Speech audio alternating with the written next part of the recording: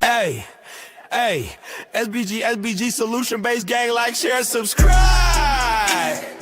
Say no to rim, brothers, mothers, fear and sell no good suckers. Hype him up, hype him up. Shouts out Sharon Bracy in the waters. Wake up morning show, salute, big dog, shout out to the Lord. PH, Diva, salute, Brownsville, SBG solution-based gang.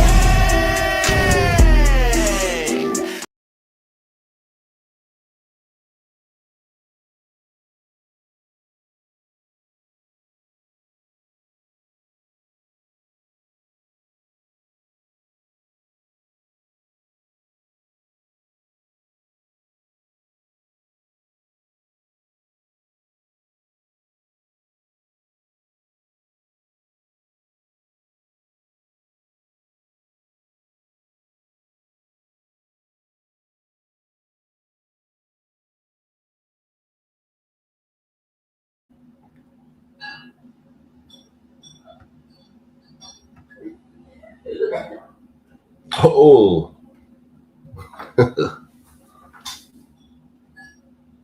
Yeah. I'm actually, where is... Oh. Let's go. Good day, everyone. Shicey Bum, the first one in the bit. Yeah. Chat. They chatting. What a do, Shicey. Shout out to Shicey being the first one up in the bill. Yeah. What up, Love Wisdom? What up, B Schnazy? Yeah. Salute to y'all. Make sure y'all hitting that goddamn like and that share button. Yeah. I want to going to be the first one to show some support with a 99-cent super chat. I want to see that as well. God damn it. Shout out to Shicey Bum being the first one to say, what up, though? Good evening. What's good with you? How's we say hello? You know, in New York, we say what's good. What up, son? What up, son? Who gonna be the first to hit the 99-cent super chat? Let me see, man. Y'all be playing around with me, man. Y'all had me out there all by myself, all defenseless. They pulled out the AK on me, Shicey.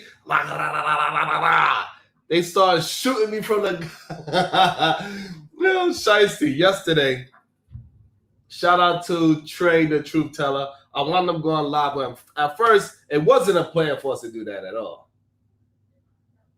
Yeah, that's not. Yeah, Shicey, but that's the wrong language. Shout out to Trey for bringing me back yesterday. Yo, salute to Americans. He said on GP. On the set, god damn it. On the set, yeah. About to be a situation. Hey, hey, hey. Yeah.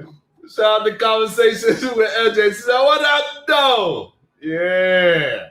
Shout out to American Trades, man. He said on GP. Yeah. On GP. Salute to y'all. Thank you so much. What up, The Knife? What kind of name is that? The Knife. That boy crazy as hell. Something wrong with him. Something wrong with him. As they, you know, I be trying to chill, mind my business. I be trying to. But the issue is, SD, people are going around spreading rumors about your boy. They be telling other men, listen to this, man. Grown men telling other grown men, don't go over there at Sharon's. It's gonna be dangerous for you. Don't go over there, Trey. That's what they told grown men to the other grown man not to support another black grown man. How crazy is that? And they be trying to act like I'm the crazy person. I'm just glad Trey said About to be a situation. Hey, hey, hey. Shout out to Miss J, member for 21 beautiful months. I'm a true celebrity. I believe you. God damn it. That's right. Every time I say, I'm like, ah! I fan out. God damn it. What up, Pop Out TV? You know what I'm saying? Like, hey, it's really people going from chat to chat, panel to panel, whoever is willing to listen to them to say, don't go over to Sharon, he's no good. Even though they could never actually support their claims with words that I'd actually say. Shout out to Miss J with the $2. Support from the clouds. Thank you so much, Miss J. I appreciate that. You know what I'm saying? Like, so now we actually got real proof of that man saying other people hit him up, spoke to him, went out of their way to go against the SBG Nation.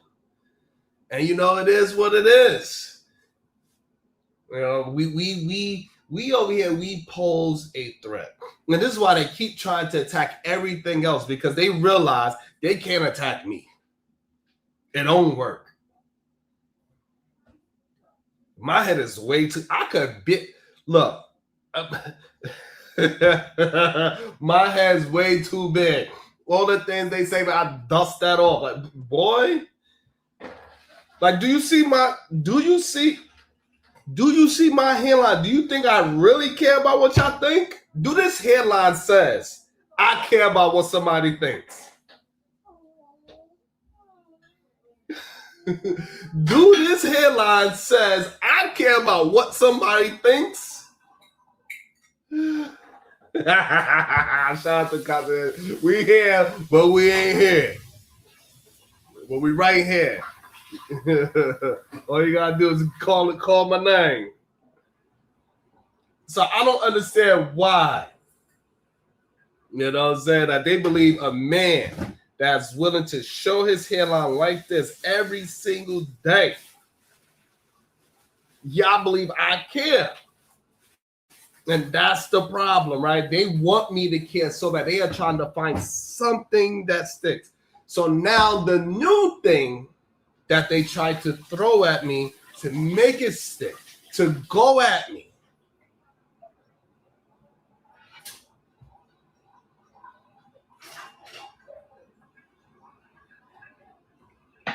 they try to make it seem, look at Big J. Big J, you on late night panels every night doing what? And talking to who? Nobody say anything about it? Nobody complain about it? You out there with Rimbros every night, the very men that used to be on goddamn The Untouchables, that he did everything that man ever said until it was not beneficial to him anymore. He finally got some balls and went his own way. Salute to that. But don't act like you doing something holy and down, my brother. It's okay. We all go through our fights and squabbles. And shout out to the people that realize that, hey, a situation I start off with, it might not turn out to be a good situation later on. It happens. But don't be trying to act like you, Big J, that you ain't hanging around goddamn Unc B cheating. What's his name? I think his name is Unc B cheating. You hang around Unc B cheating every day. We know what he about.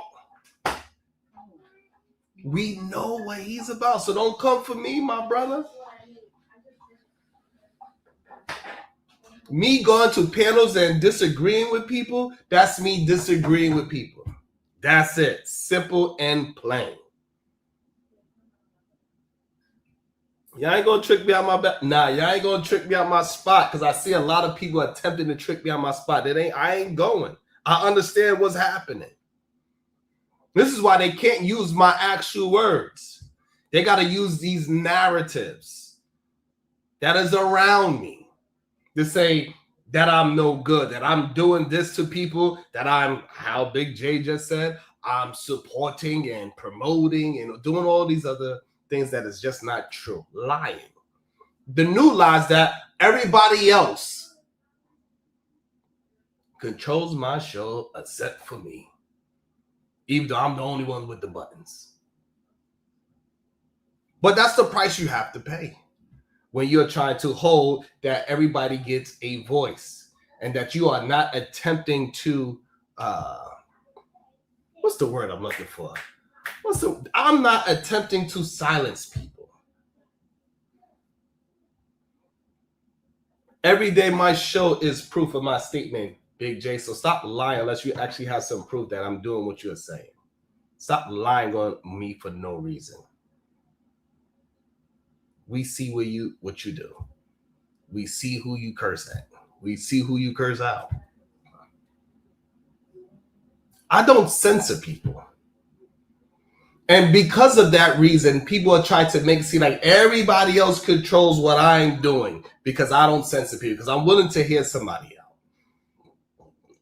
Because I'm willing to hear an argument. I'm willing to hear a disagreement. I'm willing to hear an agreement as well. Matter of fact, majority of these men that people are scared that I'm going to turn into, I turned their remedial rhetoric into something more of what I'm saying. Before I got here, they were running rampant. The Rim Bros was running wild. Literally, until I came in, smack that ass. Yeah.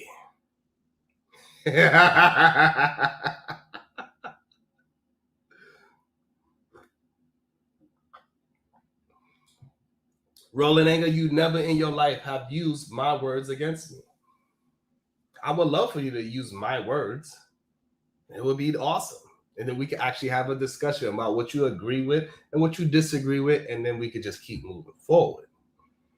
But until I got here, the Rim Bros was running wild.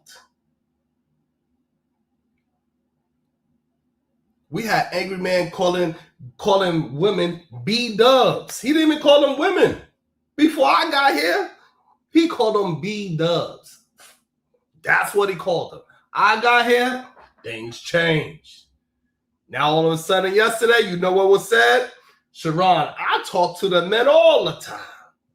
I tell them how they shouldn't be doing this. They shouldn't be doing that. Roland ain't Big J. You are on a panel where they do bounties. So don't talk to me about bounties. When you go and you frequent at places that do bounties, don't talk to me about any bounties. That goes for people like you. That goes for people like Mr. Beans TV. That goes for anybody that claims that they don't like me having bounties. Kiss my black ass. Go suck your mother. You just don't like it when it happened here. You love it when your other people's gonna get that money. So don't talk to me about it.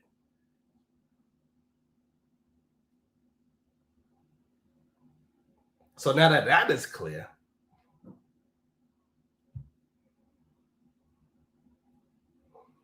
will you hear these same people that everybody think I'm going to change for? No, that's not what's happening. Ain't not no Angry Man, not no goddamn BGS, not no goddamn Fantastic, not no goddamn Tommy Sotomayor. None of them mother effers can rock. They cannot change my perspective. I be kicking their ass on the day-to-day. Matter of fact, when Tommy came here, what did he say? Did he say all these negative things that he always say on other channels? No, he do not. When he came here, he agreed with Sharon. So all my people that really rock with me, I need to start checking and understanding what's actually happened. Stop coming up here and attempting to check me when you rock with me. What up, some guy? Tommy Sotomayor, he came here and said, yeah, I would agree most men are dangerous. That's what Tommy said. He agreed with me. He changed his BS rhetoric.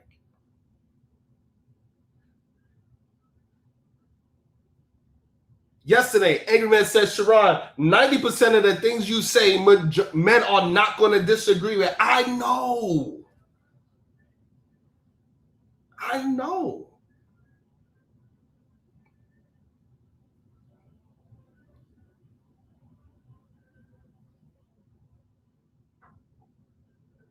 It was fun. Thank you, Freedom.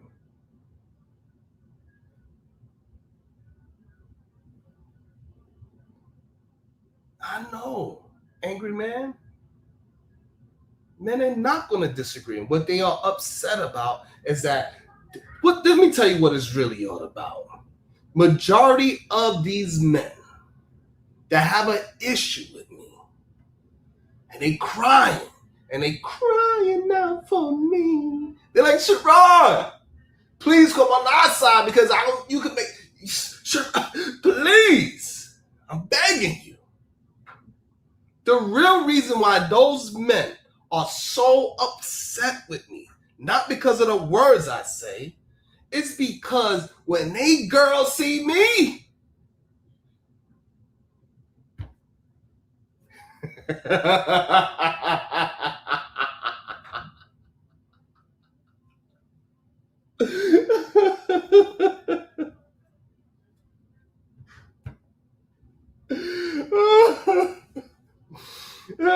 and then people like Big J, would you like me to drop the link for you? I'll drop the link especially for you if you would like. If you like to have a conversation with me. You know, maybe the people want to hear what you have to say, sir, before I go on my rant about this whole Kevin Hart situation.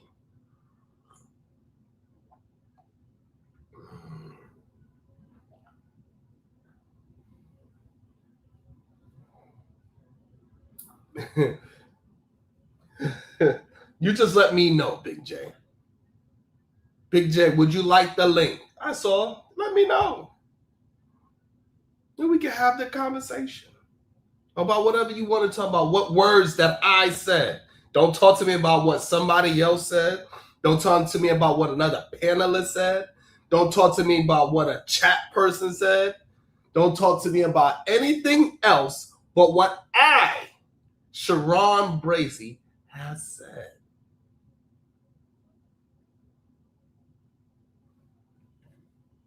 SBE.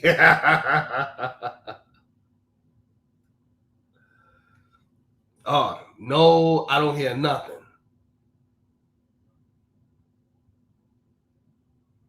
I don't hear nothing. Do you want the link? If not, you need to stay on topic of what I'm talking about today. If you want to air out, because this is it Wild Out Wednesday? What's today? Is it Wild Out Wednesday?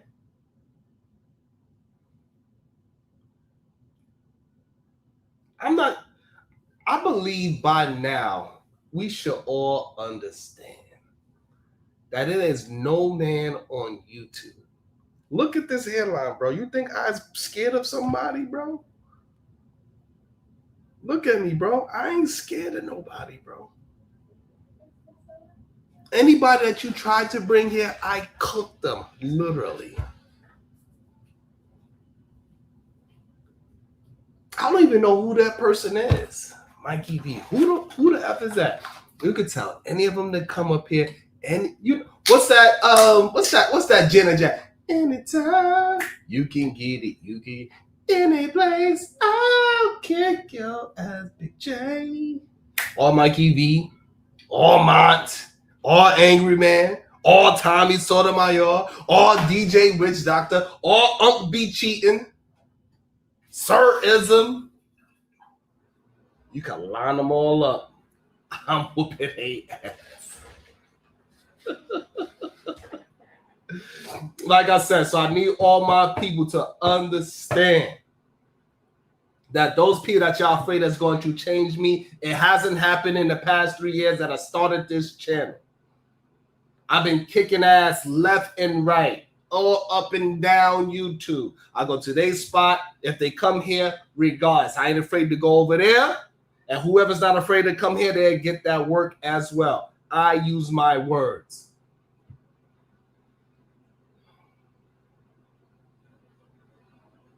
However, I offered the chat. I offered it to him. I offered the link. He didn't say, yeah, I want the link. Like I figured.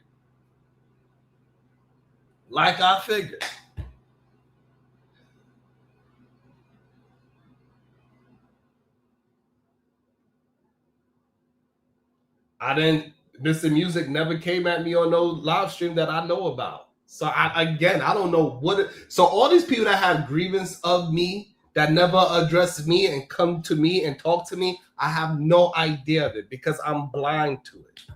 If you don't speak to me, you don't bring whatever grievance that you have with me so I can clear it up with whatever I personally said to a said person, miss me with the bullshit.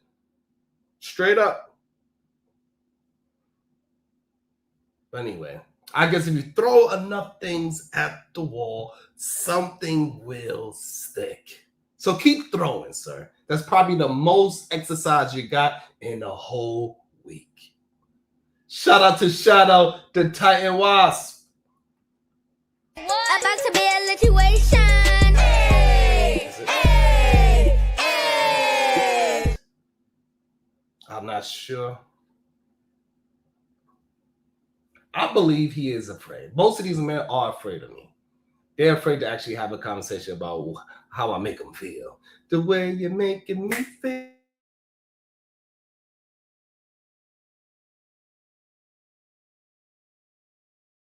Shout out to the Taiwan. The haters hate. Oh, he asking for the link. Let's see where this goes. Let's see if you can have a conversation. We're gonna see before I go into my Kevin Hart understanding of how I look at it. I would drop the link so we can see if he's willing to have a conversation. We'll wait. CJ.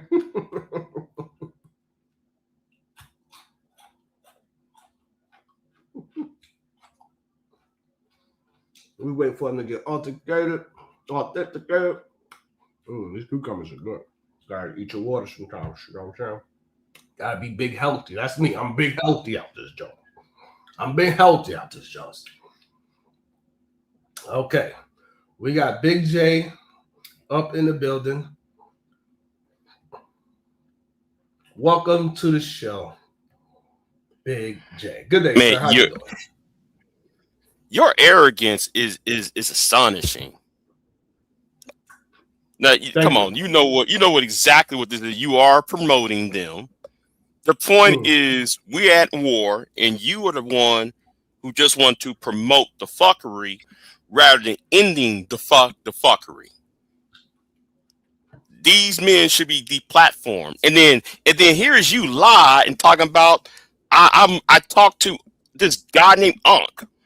First, I don't even like the nigga Unc. So why you keep telling me I'm with this nigga?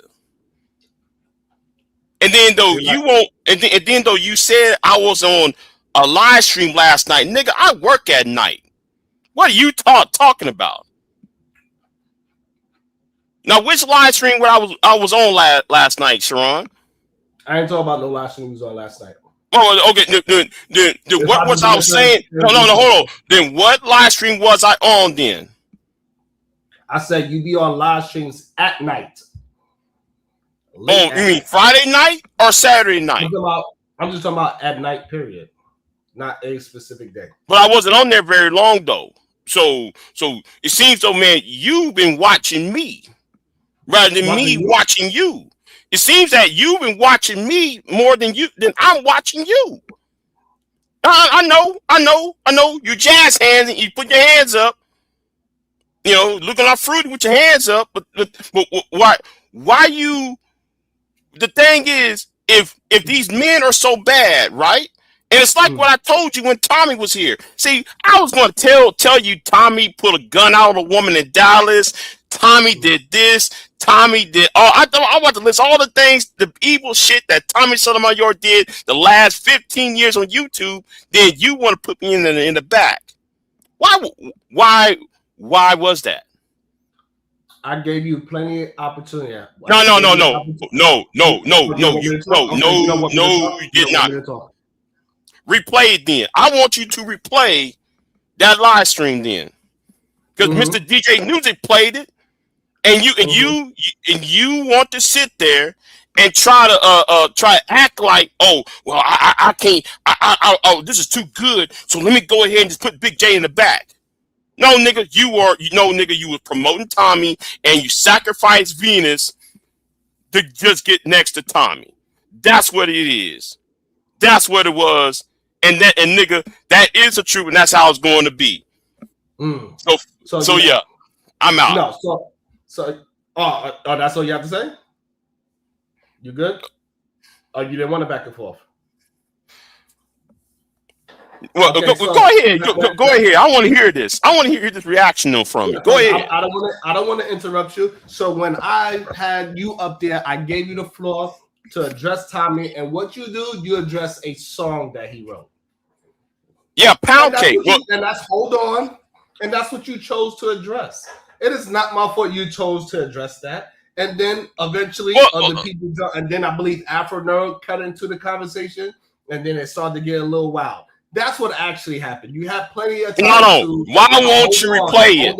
Why won't you replay it? Replay your live stream. I don't have to sit there and do nothing. You can replay the whole live stream and follow your actions. What happened when Tommy was there? Right, because I don't understand. So is that wrong? Did you not have an opportunity to talk to him, and you brought up a song? And you brought up a song called what was the name of the song, Big J? No. Oh! I didn't have a chance to put the title to the song because you put me in the back. Because you want to show out, you want to advertise yourself. Because you want. See, let me tell you something. So, you Anton Negroes, you Negroes who came from the Lapeef show, you Fight Club Negroes, y'all like to see y'all's faces on other people's thumbnails on his AI, and so as if it's a rap song, a rap album, thumbnails, and then that's how y'all see yourselves as some type of an artist rather than somebody trying to defeat the enemy, which is the manosphere. So but yet you are the sheepdog, Tommy is the wolf, everybody here is the sheep, and y'all clocking y'all tickets at the same place. Yeah, so the issue is you want your issue to be my issue. I'm doing what I'm doing. No. My issue with you is you're not honest. Did I interrupt you? Did I? Okay, so don't interrupt me. Mm-hmm. Yeah. Thank you. And so when you have the opportunity to come to my show and hold yourself to whatever you want to do, you had the opportunity. You have the No. Oh, what happened? I thought you said you didn't. I thought you said you were gonna let me talk on my own show. And see, this is an issue. No matter who it is, even when it's somebody like you, I allow you to come up and I allow you to talk. So the problem is that you're not as big as Tommy Sotomayor, so nobody's going to say, "Oh, Sharon allowed Big J to take over his show," because nobody cares about Tommy did took over your show, you, right? Even though Tommy did took over your show, though. Tommy did took over your show, though, right? Now, and what are you doing right now? Calling out your bullshit because Tommy did took over your show, and that's what he calls himself doing as well. And both of y'all getting your asses cooked. And this is what I need everybody to understand. No, niggas. You are so dishonest.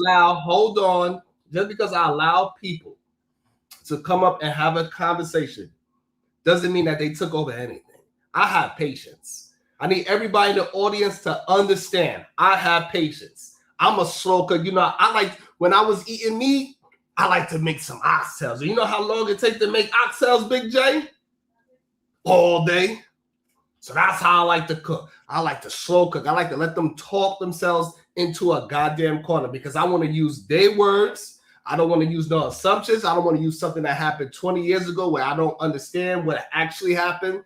I want to use the words that they use today. Like you using your words today and how you lied and act as if you didn't get an opportunity. Lied. Hold on. All we got to do is replay the channel. You lied. Hold on. You lied and act like you didn't get the opportunity. No, you didn't. Hold on to communicate with Tommy Sotomayor. The problem is you didn't do it the way how you wanted to do it. But this ain't your show. No, This is but my you, show. no, So but you don't you get to sit there. dictate. You or nobody Oh, else gets to dictate. Hold dictate. on. You or nobody else gets to dictate how I see fit of the show being ran. Sometimes it will right. get messy.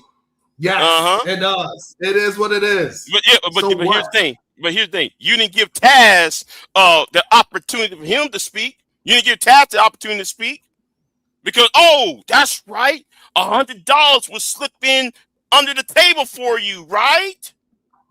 $100 was slipped in under the table for you, and you got rid of Taz when Taz was about to look. No, man, you hold on because and let's all no because what you did is the Venus was. I need to understand what are you talking about because I don't know John. Oh my God! Hold on, you don't have no memory. Hold on, you done a lot of wrong, and you don't remember what you did. Hold on, Taz got into a full conversation with Tommy. They had a full gone back and forth. They aired it out. Him, Taz, and Tommy, they went at it. That's not what I'm talking about. That's not what I'm talking about. We're talking about the other live stream. You see that you're trying to conflate things. No, we're gonna talk about that other live stream. That's what I'm talking about. When Taz came at you and Taz was trying to talk to you, and somebody got to slip in $100 under the table because she was having a hissy fit. Because and see, the thing is, if men are supposed to check men, then therefore it should be men are checking men. I'm going by by the logic of your cousin always said men should check men and women should check women. Well, guess what? If two men is going at it, why is she got to slip in $100 to feed you to kick somebody out? Because your back was against the wall. Because your back was against the wall. I'm gonna say it again. Your back was against the wall, and you have to hide behind a skirt. You have to hide behind several skirts. Yeah. Nothing. We done. I'm out. So I just what? Yeah, that's what I thought. Yeah.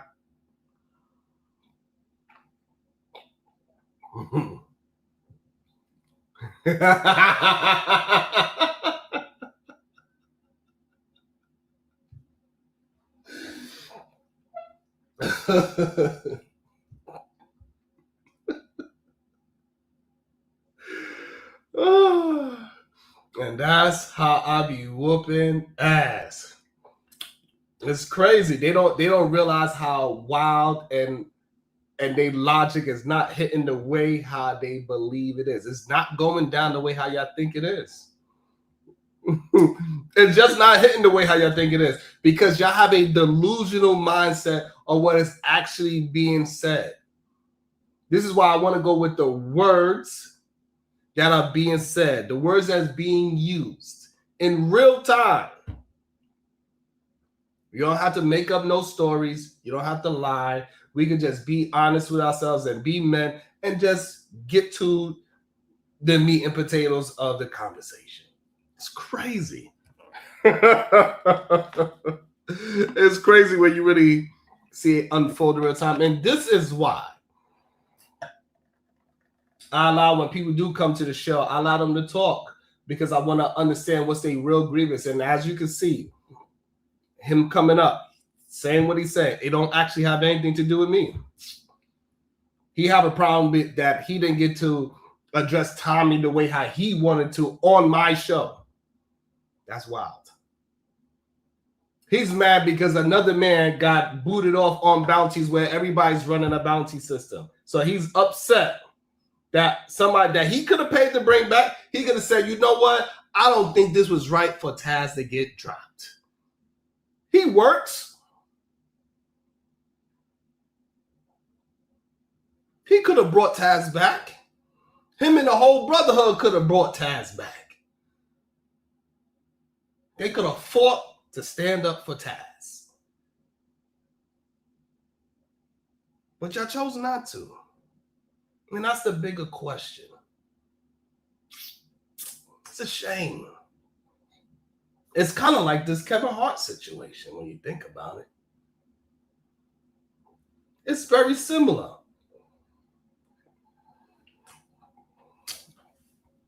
Ben, and just like all I say is that, like, man. Oh, About to be a situation. Hey, hey, hey. shout out to Corinne Mackey, member for 13 months. Thank you so much. Always holding me down. My oxtails came out good yesterday. Cook them all day. Thanks as always. That's right. How long it takes to cook oxtails? All day. Shout out to Shout Out to Tom Wise, always holding me down. Thank you so much. Shout out to Tom $2. F. Sharon and Diva J. That's what he said, Shadow. You lucky I ain't sick Shadow on your ass. Because he love to play those games with crazy ass folk like you. But I be holding Shadow back like, no, stop. Sit your ass down with your crazy ass. Man, and what I got to say about this whole Kevin Hart situation. Man, black people are tired. God damn it. No, seriously, we're exhausted.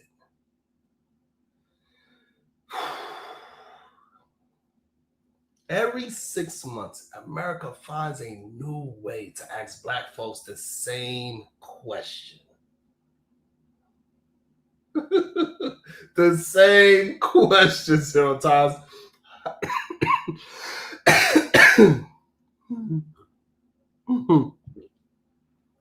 Thank you so much, Real Victorious One. They want to ask it every 6 months. How mad are y'all allowed to be today? Every 6 months, that's what they want to ask us. How mad are y'all allowed to be today? Make sure y'all hitting that like and that share button. And this week, the internet gave us another episode of Was the Joke Worth It? Starring Kevin Hart and comedian Tony Hitchcock. Now, before everybody gets emotional, let's establish something, right? I love comedians. I defend comedians. People thought should never touch a microphone again because comedians are supposed to push buttons. They're supposed to push buttons. That's the job. But there's a difference between pushing buttons and repeatedly walking into somebody's house, slapping family pictures off the wall, talking about relax. It's comedy. See, intent matters. Timing matters. Context matters. And most importantly, who the joke is for matters. George Floyd jokes in 2026, brother. What exactly is the destination here? Because if the joke ain't revealing hypocrisy, if it ain't exposing power, if it ain't making us confront something uncomfortable about society, then what are we doing? You just poking a wound to watch Black Twitter bleed in real time. That's it. Now, some people say, hey, comedy should have no limits. All right, cool. They said that recently, right? Over the last monkey jokes. Should have no limits.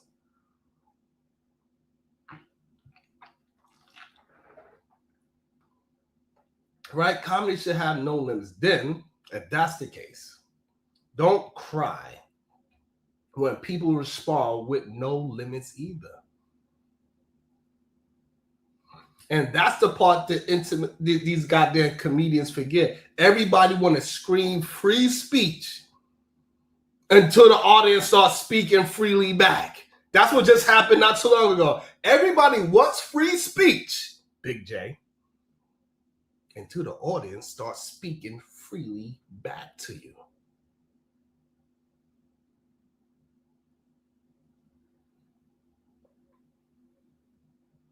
And what made this situation extra messy is folks looking at Kevin Hart like he was supposed to be Malcolm X at the goddamn end of the show. You know what I'm saying? People online was wanting for or waiting for Kevin. You know what I'm saying? They wanted him to stand up like, an angry stepfather.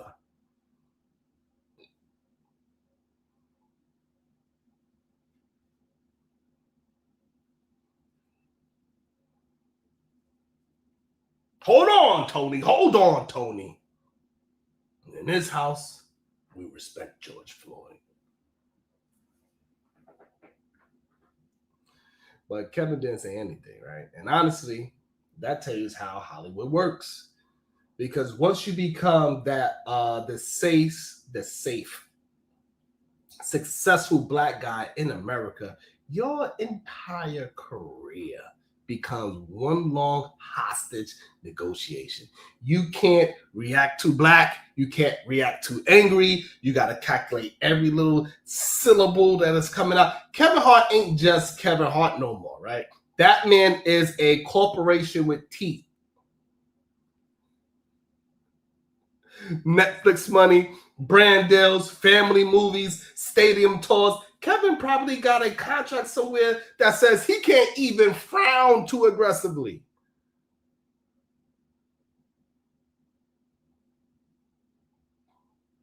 So while the audience wanted this righteous outrage, right? Kevin was probably sitting there doing math. He was like, if I defend George Floyd too passionately, somebody in Nebraska is going to say I'm divisive. And that is the real conversation nobody want to have. Black celebrities in America survive by mastering emotional moderation. That's the game, especially comedians. See, white comedians, they get to bomb and recover. Black comedians gotta represent the entire race every time they touch a goddamn microphone. If Tony Hitchcock says something reckless, suddenly Kevin Hart gotta answer for like he's the goddamn union representative. Well, let's talk about Tony for a second. What up, Too Strong? Because this ain't the first time George Floyd joked, right? This ain't his first time, and that changes things. That this ain't his first time. One time, okay, maybe. Twice, maybe you are testing boundaries. But repeatedly going back to the same dead man now, we gotta ask people start asking a different question. Hey, brother, why this topic keeps exciting you so much? What's up, Mrs. Smell the Roses? Good day to you. Because comedy got an infinite amount of subjects. Inflation. That's funny. Dating apps. That's funny. AI, terrifying and funny. America itself is a damn open mic night. You go anywhere and we can have a good time and straight up die laughing. Yesterday, hilarious. What just happened on my show with Big J? Hilarious. But somehow this man kept circling back to George Floyd like it was like it's a greatest hits album. It's the problem. Like, come on, man. Come on. And what kills me is the defenders always say the same thing. Black people are too sensitive. No, black people are observant. We notice patterns. There's a reason people reacted emotionally. George Floyd wasn't just some celebrity scandal. That man's death became a worldwide symbol. People marched. People cried. Cities burned. Corporations put black squares on Instagram pretending racism was over by Thursday.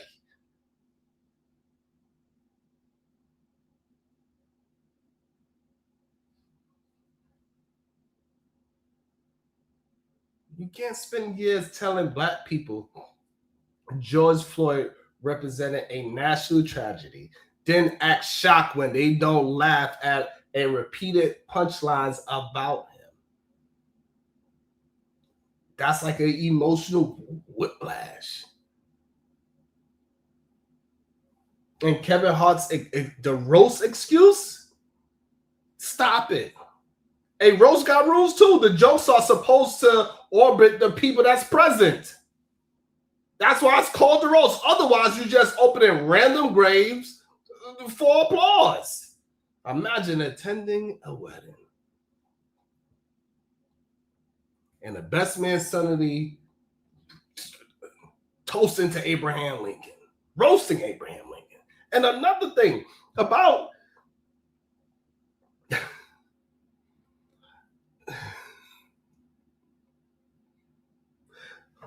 I don't know. It's just weird to me. I don't know. Just weird. It's just a weird thing to me. I don't know. But here's where it gets dangerous. I'm going to bring up in 1 second. Internet culture now rewards outrage more than humor. See, some comedians today don't chase laughs. Right? They chasing clips.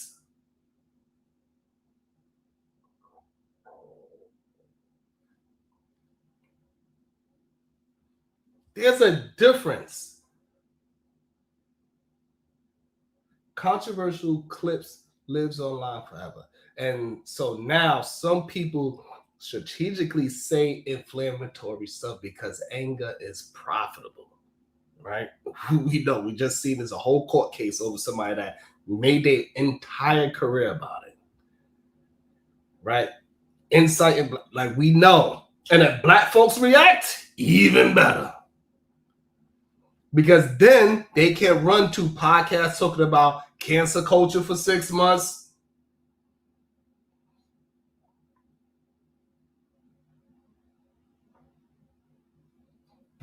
You know, I used to go, like in New York, it's very big on the comedy scene, right? And old school comedians, they wanted standing ovations. These new comedians, they want think pieces. And for some reason, the internet falls for it every single time. Everybody responding, you know what I'm saying, that the joke is disgusting, right? As we should. Now 10 million people heard the goddamn joke. You help market it, right? That's what Big J was saying about me. You address the damn thing. Now that's considered marketing because you address something that is ridiculous. It's like you can't win. And you know what's funny? America only believes comedy is sacred when black people are the punchline. That's the only time when comedy is sacred. When the marginalized people clap back, suddenly comedy becomes just jokes. But let it could be a joke about the military, patriotism, somebody's religion, Beyonce ticket prices.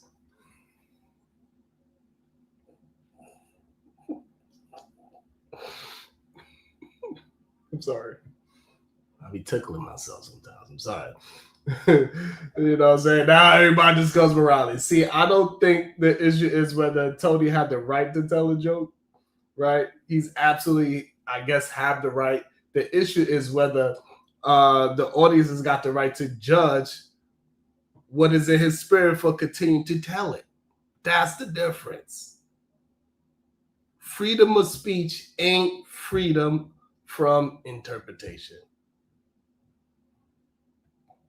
And I'm sorry, we as the black folks, we interpreted that joke exactly how we felt it did. Some of us felt hurt by it. Some of us felt angry. Some of us felt tired. And honestly, some people just felt played. Because they, like the reaction itself was part of the performance. That's the problem. That's the new formula. Say something inflammatory about Black trauma, wait for outrage, then monetize the backlash. And to me, that ain't comedy. That's emotional goddamn DoorDash. You know what I'm saying? And Kevin Hart, he caught it straight because people want public Black figures to defend our dignity in real time. And he did not understand that, which was weird to me. He should have understood it. And I get it. Celebrities ain't revolutionaries. I get it. That's another lesson, America keeps teaching us. Sometimes they just, rich people with microphones. Now, that doesn't make Kevin evil. It makes him human.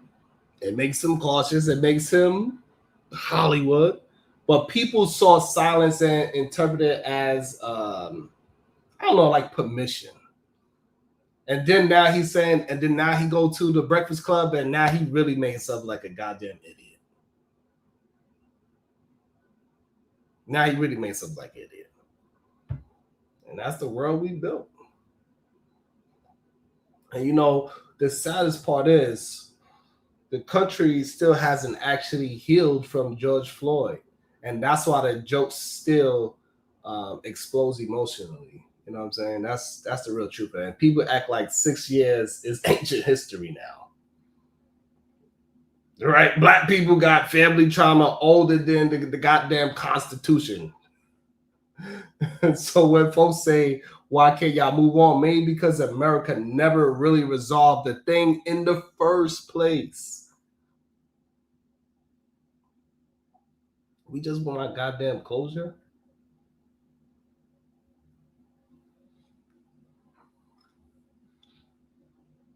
I don't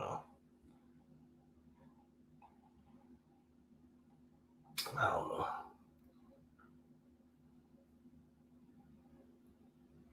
I don't know, MJ. And it's not, you know what? Let me welcome into the show the beautiful Conversations with MJ. How you doing today? I'm doing well, bro. You a hot mess.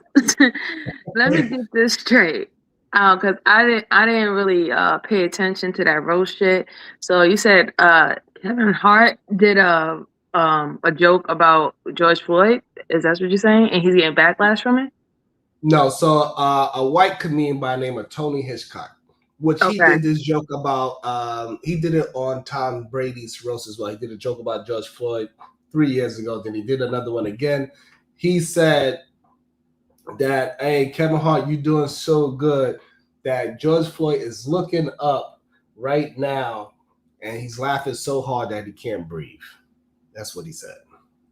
Mm. And so, George Floyd, real brother, he had a problem with it. He went to places talking about it. He went to the Breakfast Club. He's talking about it and saying that how Tony is like obsessed with his brother, George Floyd.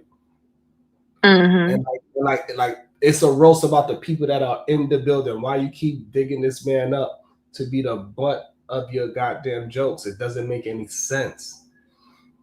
And something needs to be done. And so Kevin Hart, at the end of the roast, he had an opportunity to address whoever he wanted to address. Right. So people was expecting him to address it then. And also, it was Kevin Hart's production. So he's seen the joke before it was ever aired as well. So that's like a 2 times that you kind of dropped the ball because you could have prepared yourself to address it properly. So that's the issue that I have with it personally. Now that hopefully you got a little bit more information, what's your thoughts? Yeah. If people are still confused that, there is intention in, causing rage in individuals for monetary gain, then I don't know what to tell you. I mean, there's been the psyop for a very, very long time to get you out your bag. We see it with other people doing it to us. We see it with our own Black people doing it to us. It's just been something that's been going on for a very, very long time. But I'm in agreement with you in regards to Kevin Hart, why he's kind of getting backlash.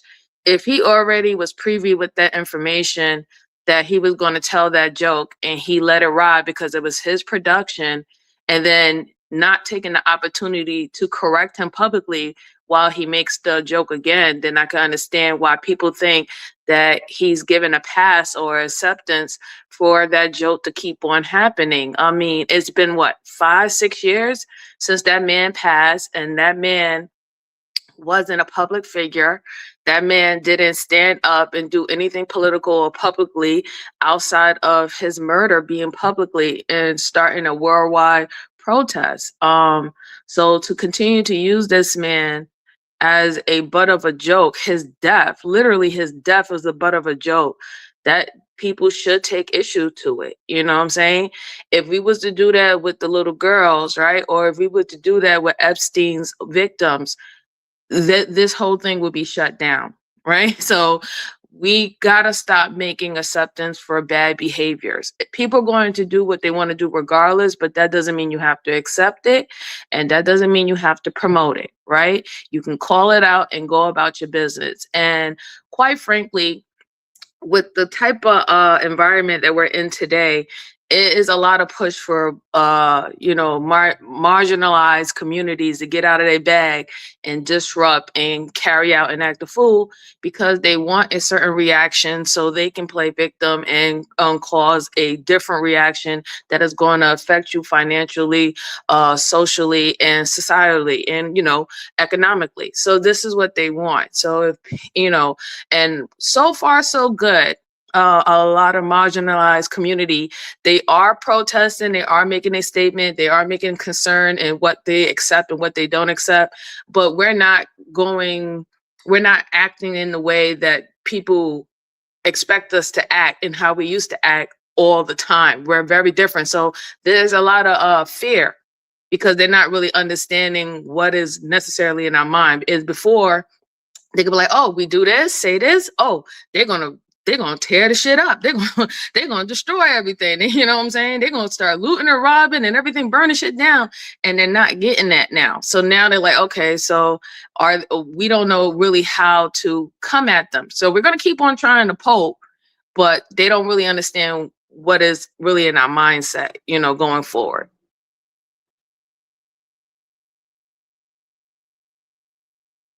You're on mute. So yeah, that's a very interesting point of view that they try to figure out what's our new triggers, because we got good at our triggers. We've been showing up reacting so much. And so now that we react less, we're not out there protesting. When they did the DEI thing, we wasn't out there protesting. When they did the next thing, we didn't go out there protesting. When they had the whole thing about the Latinos, we didn't go out there and protest.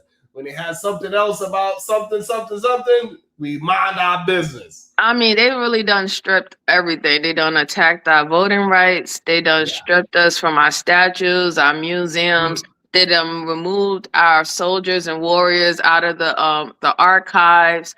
They are trying to remove their graves. They're trying to remove their statue. They're trying to reset the Confederate statues that was taken down over the course of 8 to 10 years. They have been doing everything under the sun, not even teaching Black American history in public schools or watering it down. They have done everything, and they're not getting the same type of reaction that they got before. So they are worried.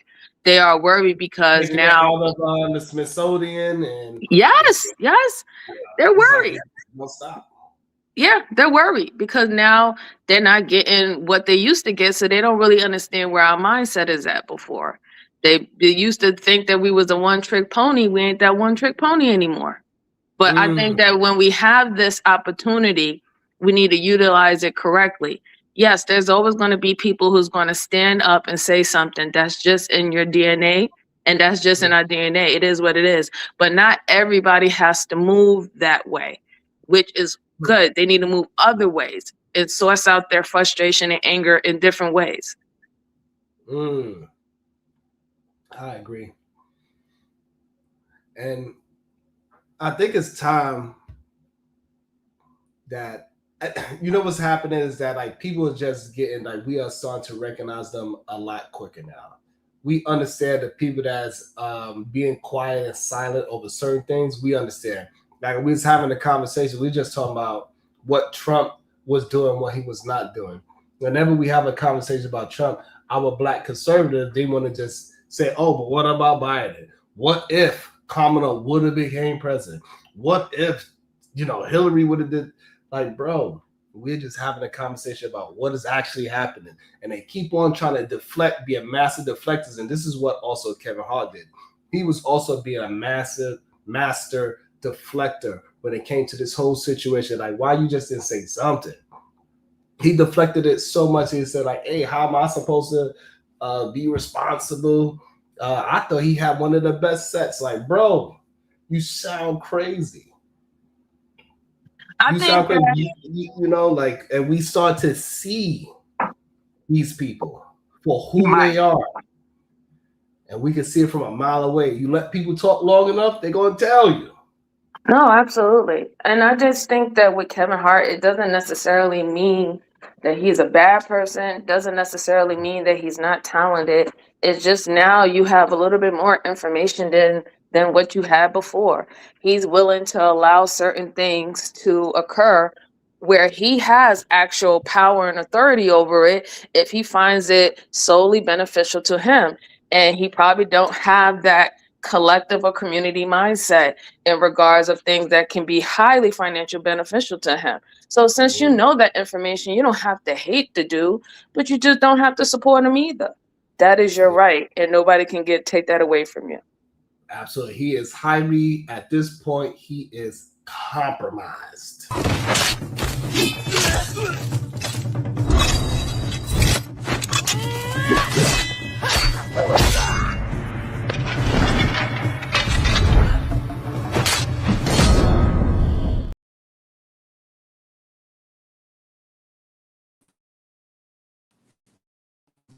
Why stay on mute?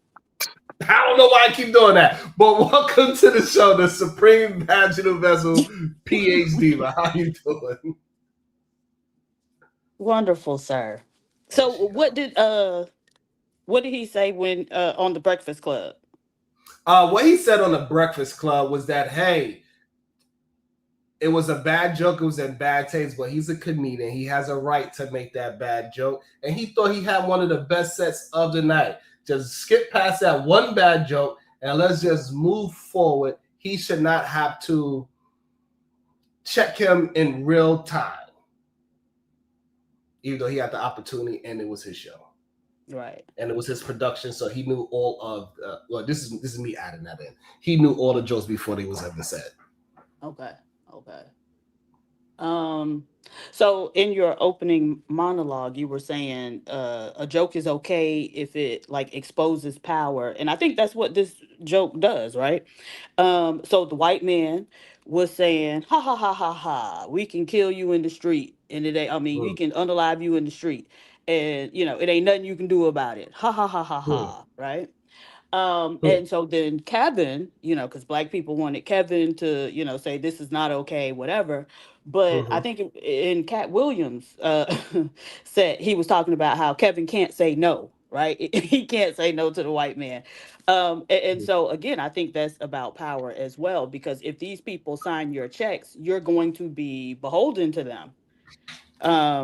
And so it's going to be hard for you to maybe draw some lines or create some boundaries when you should, because these people holding the purse strings. So the problem with that is that joke, it had to carry past the next day or the next couple of weeks for us to understand how Kevin Hart is a joke in itself as well.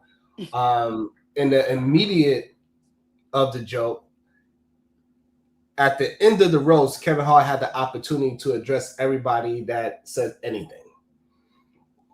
Plus, because he had the jokes previous, because it was his production, he had plenty of opportunity to address that. And for him to double down and act as if we should just get over a racist joke, nobody else just gets over these things. I don't know why we got to keep being the one. Like, just say, hey, you know what? I slipped up. I messed up. I was drinking. I was just, being a part of the situation. It was a bad joke, and I should have addressed it. I dropped the ball on that. We'd have kept moving. But him trying to justify such a racist joke is the issue. And now we know for a fact that he's compromised. It ain't no question about it anymore. And it's just sad that, like how you said now, it is now turned into a power dynamic joke. Mhm. It's crazy. Let me also welcome into the show, Josh. Good day. Because I think PSD went on mute. Go ahead, Josh. What's your thoughts? I don't know why you don't introduce me as your resident white supremacist, but okay, okay. If you want to. Could it be the case that actually the other lady, I can't see names back here, but I think the other lady alluded to it. The idea that Kevin Hart, when she mentioned the purse strings, basically that's really what you're asking for. If you want Kevin Hart to stand up politically, he's risking his career, as is all comedians. And I don't put Kevin Hart in the comedian realm. I put him in the movie star realm. That seems to be where his biggest funding comes from. And Hollywood plays a whole different ball game than, say, your stand-up comedy. There's a whole different ball game there, right? So it would be true if you're going to be relevant in Hollywood, you are going to do what Hollywood says. That's just that's your career at the end of the day. But I think it's a little unfair to ask a man to basically put his career on risk because you want him to be a political figure. And that's what you're asking for, isn't it? For him to stand up for whatever political agenda that you might have as, like, say, a black community. So, no, that is not what we are asking for him at all. What we're saying is that, like, use your skill set as a jokester, as a comedian, as somebody that usually responds in real time to situations, to go ahead and respond in kind to this man that's making a joke on and about your people. That's what we are asking him to do. You want him to, like, what, oppose other comedians? Absolutely. He do it all the time, naturally. Literally, he had a 10-year beef with Cat Williams. Well, yeah, but a lot of people have had a beef with Cat Williams. Cat Williams go after Hollywood like left and right. That's what he's known for, right?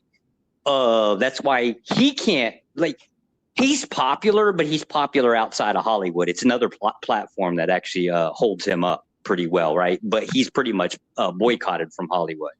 However, but it shows that Kevin does address comedians. So he could address this comedian as well. I got you, Protagonist. I'm about to bring you up in a second. This is my first time seeing you. Can I get a peace sign, Protagonist, so I know that you're a real person? Thank you. I appreciate that.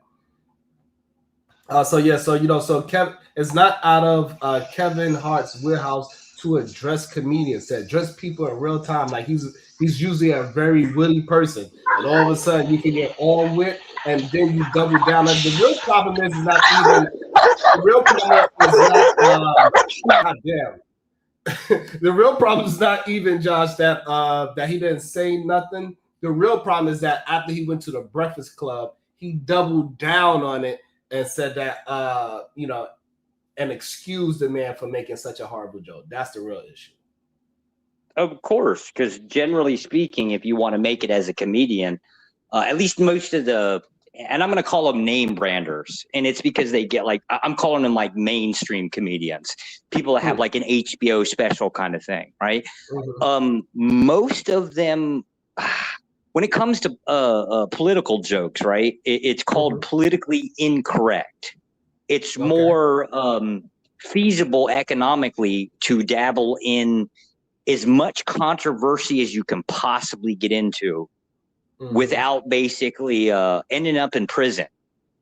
That was like even sex offender jokes can make it like mainstream in Hollywood. Like they're like the entire concept of debauchery exists wholeheartedly.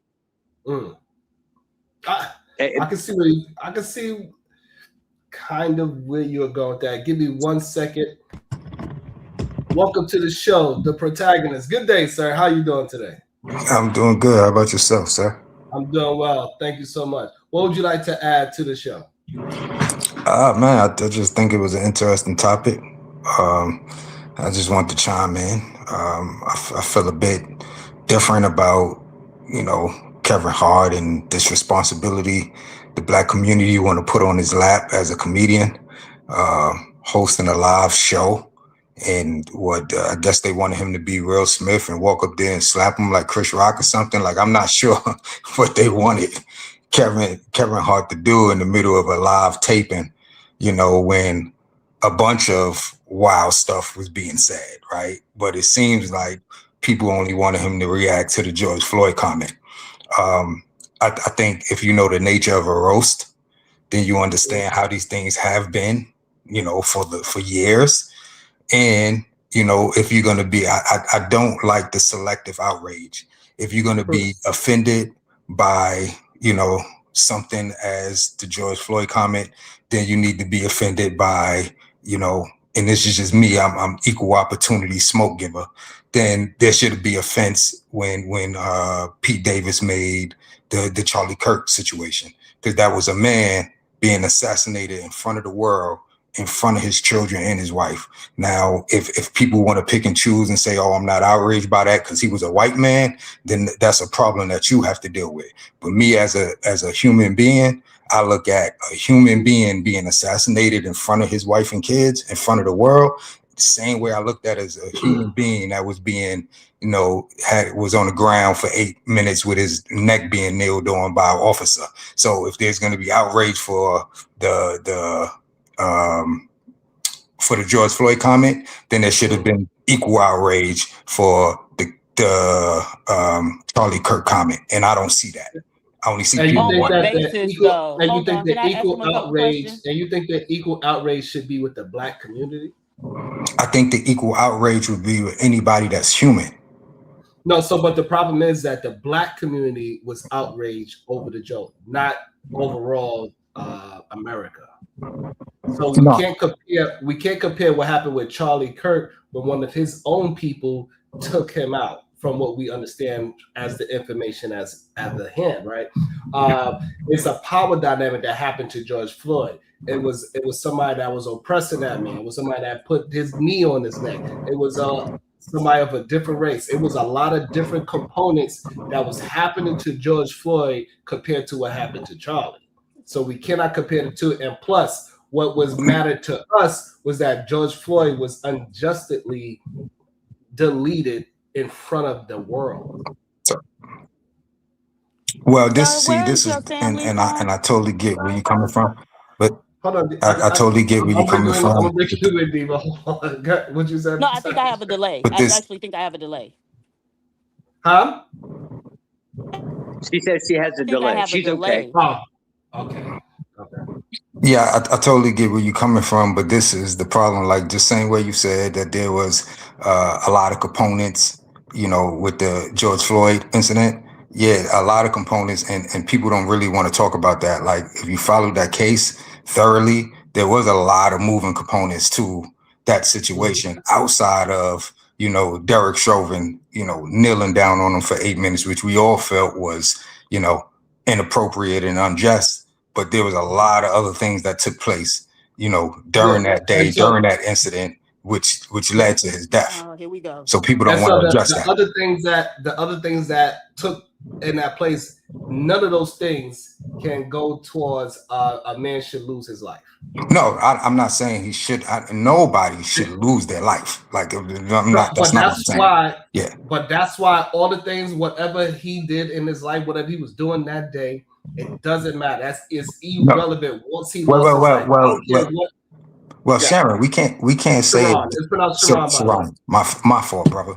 We can't say it doesn't matter when the autopsy and the medical examiner specifically notated that, when the officer first came up to him in the vehicle, he swallowed whatever amphetamine, whatever it was, he swallowed something. Some type of drug he swallowed. And, that does play into the fact of, him saying, I can't breathe. Remember, he was saying, I can't breathe before he was down on the ground. He was saying that in the back of the police car. That's right. Fine. So we can't. So now with that being said, right, him being in handcuffs, was he in danger of running away? Was he in danger of running away in handcuffs? No. Now we're All like right. litigating Was he that in case was he in again. danger of physically hurting anybody? No. But And why so are we? therefore, regardless of the reason why he can't breathe, I they mean, come not on. giving him proper attention is the problem. The man is in prison. Why are we like relitigating It's okay, this Diva. case again? Because it's important for It's not the reason why, Diva, relitigating. because a lot of people want to try, Yeah, especially our where's your black family brothers. from, sir? But what does that matter? They I from just want to America, but why know. does I that just matter? want to know Why does because a that lot of times matter? it Why talks does that about matter? it speaks to the mindset. And so, where's your family from, sir? They're 'Cause I from can look at you. America. Now, what does No, that they're have to do not. with my I mindset? can look at you and tell that your family's not from America. They so why would you ask the question if you know the answer, Because Miss I Know It want to All? know. Because not from My America family is is from in a America. specific My place. Not from family America is is not a from specific place, sir. America, the United Okay. States of No, they're Okay, America. not. hold on. No, All right, they're hold not. on. Protagonist. Hold on, protagonist. Do you have Stupid an ass issue comment. with a hold on, Oh, protagonist? Do okay. you Let have me an go ahead. issue? The bounty's on Sharon? Not yet, Diva. Hold on. So, protagonist, do you have Yeah. an issue Because with I'll a drop your woman ugly black question? ass. Do you have an issue with a woman questioning any of your ideology? No, not questioning my ideology at all, but questioning where's my family background. And then when I say America, you say I could tell you're not from America. If you know the answer, then why even ask? That's not So the she answer. she assuming That's she making not an the ass out of answer, herself. dummy. Not from America doesn't tell me where your family's from. What are you talking about? So you what I'm asked saying me a is that question. I know said the they from answer. America, and you said Right, okay. I can tell you're not from America. Right, you're not. I don't think you are. So you're the But go dummy ahead. here. Stupid ass. So what I'm saying, protagonist, if you just bumpy answer the face questions, bitch. right? Nigga, If we I just cash app you $20 for you to get some damn clear seal for that shit. Trust me, I don't need no money from Right. you. You need Trust me, something. if you You trying to need go something. viral and have a Get you moment, some go ahead. rose hip oil or If you something, trying to go sir, viral and have a because you got moment, go ahead. cystic I can't even acne, see you. and that's I a can't even systemic see you. issue. No. You need to clean up your diet because you have cystic I acne, and can't so even that's a see you. systemic issue, sir. That's just not your regular run-of-the-mill acne, right? It's down in there. And so, in order to bring it all up and start clearing up the skin, you need to do some systemic stuff. They may need to give you some antibiotics. Sure, you're right. Right. Okay. So I'm trying to Now, help you. what was you saying, Sharon? I don't deal with ignorant, foolish, What's belligerent people. ignorant Like about that, telling Sharon. you that they can give you some dioxycycline to clear up the cystic acne in your Oh face? my goodness. She What's sound like ignorant she's about that? 47 and single. Right. She I sound like am. she's 47 and Exactly. single and got But I 4 don't have different baby cystic acne fathers. all over my face. That's the difference. I'm And 49 got and 4 single, but I different don't baby have fathers. cystic acne. I don't have That's any what she baby sound like. fathers because I earn more than y'all. So I wouldn't have a baby from a man who That's earns what she less than sound me. like. Right, but I can't I see don't her, sound so like I your gotta mother, go off sweetie. what she I sound like, don't sound Sharon. like your mother, sweetie. Don't confuse me with your mother, because I'm nothing like her. Okay. I would have Okay. never had you. I would have never raised Very you. mature. Very Right. I mature would of have you. never had you. I would have never Very raised you. mature of you. Right. My You son wouldn't probably have can't have cystic children acne. My son wouldn't have at cystic all. acne. Okay. I didn't want a boy. And so I willfully Oh my chose goodness. not to have See children because I what the would never want conversation has to been birth a black boy reduced to, into Sharon? existence. I would You never see what the use my conversation body has been to reduced birth to? a black boy into existence. And so that's why I don't have no kids. Because I wanted to be sure I wouldn't birth something like you. I Any hope other you're questions? satisfied and happy. Any Hope other this making your questions? day. Oh, okay. I Any other hope this is questions? making your day. Because I ain't got to work today. I'm on vacation. So That, my nephew just graduated, y'all. congratulations. I hope this My is nephew making your just vacation graduated, great. y'all. All right. He graduated from an Ivy. Hey, shout out to young nephew graduated from an Ivy League school.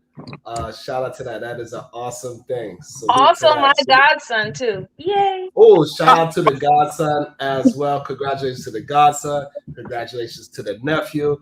And that is awesome work. We need more young brothers to do things of that nature. Just go on mute, protagonist, when you're moving things around because it's picking up all the things that you're touching on your desk. Yeah. I just have one question for him, if you don't mind. Okay.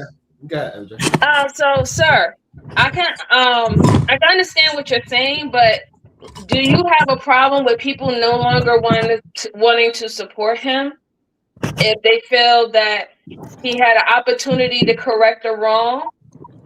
No, people have the ability to support who they like. I'm not telling nobody they have to support him. If you feel he was supposed to do something and he didn't do anything and you no longer want to support him, that is well within your right. I'm not here to criticize nobody for who they support or who they don't support. Okay. Only reason why I'm asking that is because, I felt like he was kind of making the same argument that Kevin Hart was trying to make at the Breakfast Club, that, everybody else is being sensitive, other people have done it, and then now he feels like, he doesn't have the same backing and support to do the same thing as other comedians can do. And to a point, I understand that, but it really is not a benefit to the people who are the butt of the jokes, right? Because usually in that situation, it tends to come back to being real life scenarios where that situation can happen again. In fact, in the UK, a Congo man literally died the same way that George Floyd died this week. And he was tackled by 6 or 7 security guards for absolutely no reason. And people, no matter of fact, it wasn't even in the UK, it was in Germany. And people was in horror for the fact that he literally died the same exact way as George Floyd, where they're out there protesting right now. So this is why it's different for us, right? Because these quote unquote jokes that happen from real life people tends to keep on happening in real life more than we would want to. So let me ask, based off of what you just said, could these things happen without any jokes happening? Yes, absolutely. So then, to say that, this joke can cause this to happen again. Like, if it's going to happen again, it's going to happen again. It won't be because of a joke. It won't be somebody saw that joke and said, okay, let me go out and do it again. It'll be because somebody racist go out and conduct a horrible act like that and want to, exercising hate and kill someone in that form of fashion. It won't be because of a joke. The joke is not going to cause people to go out and do what happened to George Floyd. No, I don't agree. Actually, so one thing that we know is when looking at major G-sides, one of the things that you have to do in order to get people to go along with that type of thing is dehumanize that population, right? And so the jokes and whatnot is part of the dehumanization. If we bring it back to American society, we can look at the correlation between minstrelsy and lynching. Right? And so in many of these ways, by dehumanizing Black people, it gives the okay to mistreat and whatnot. Like how you was trying to mistreat this brother when he was speaking. Yeah, like how you was dehumanizing this brother as he was speaking. No. Like how do you trying to? Way I'm gonna mistreat your big titty ass too. You stuttering motherfucker. You stuttering bitch. Absolutely, big titty bitch. You are a hypocrite. You are a hypocrite. You stuttering bastard. Okay. What do you doctorate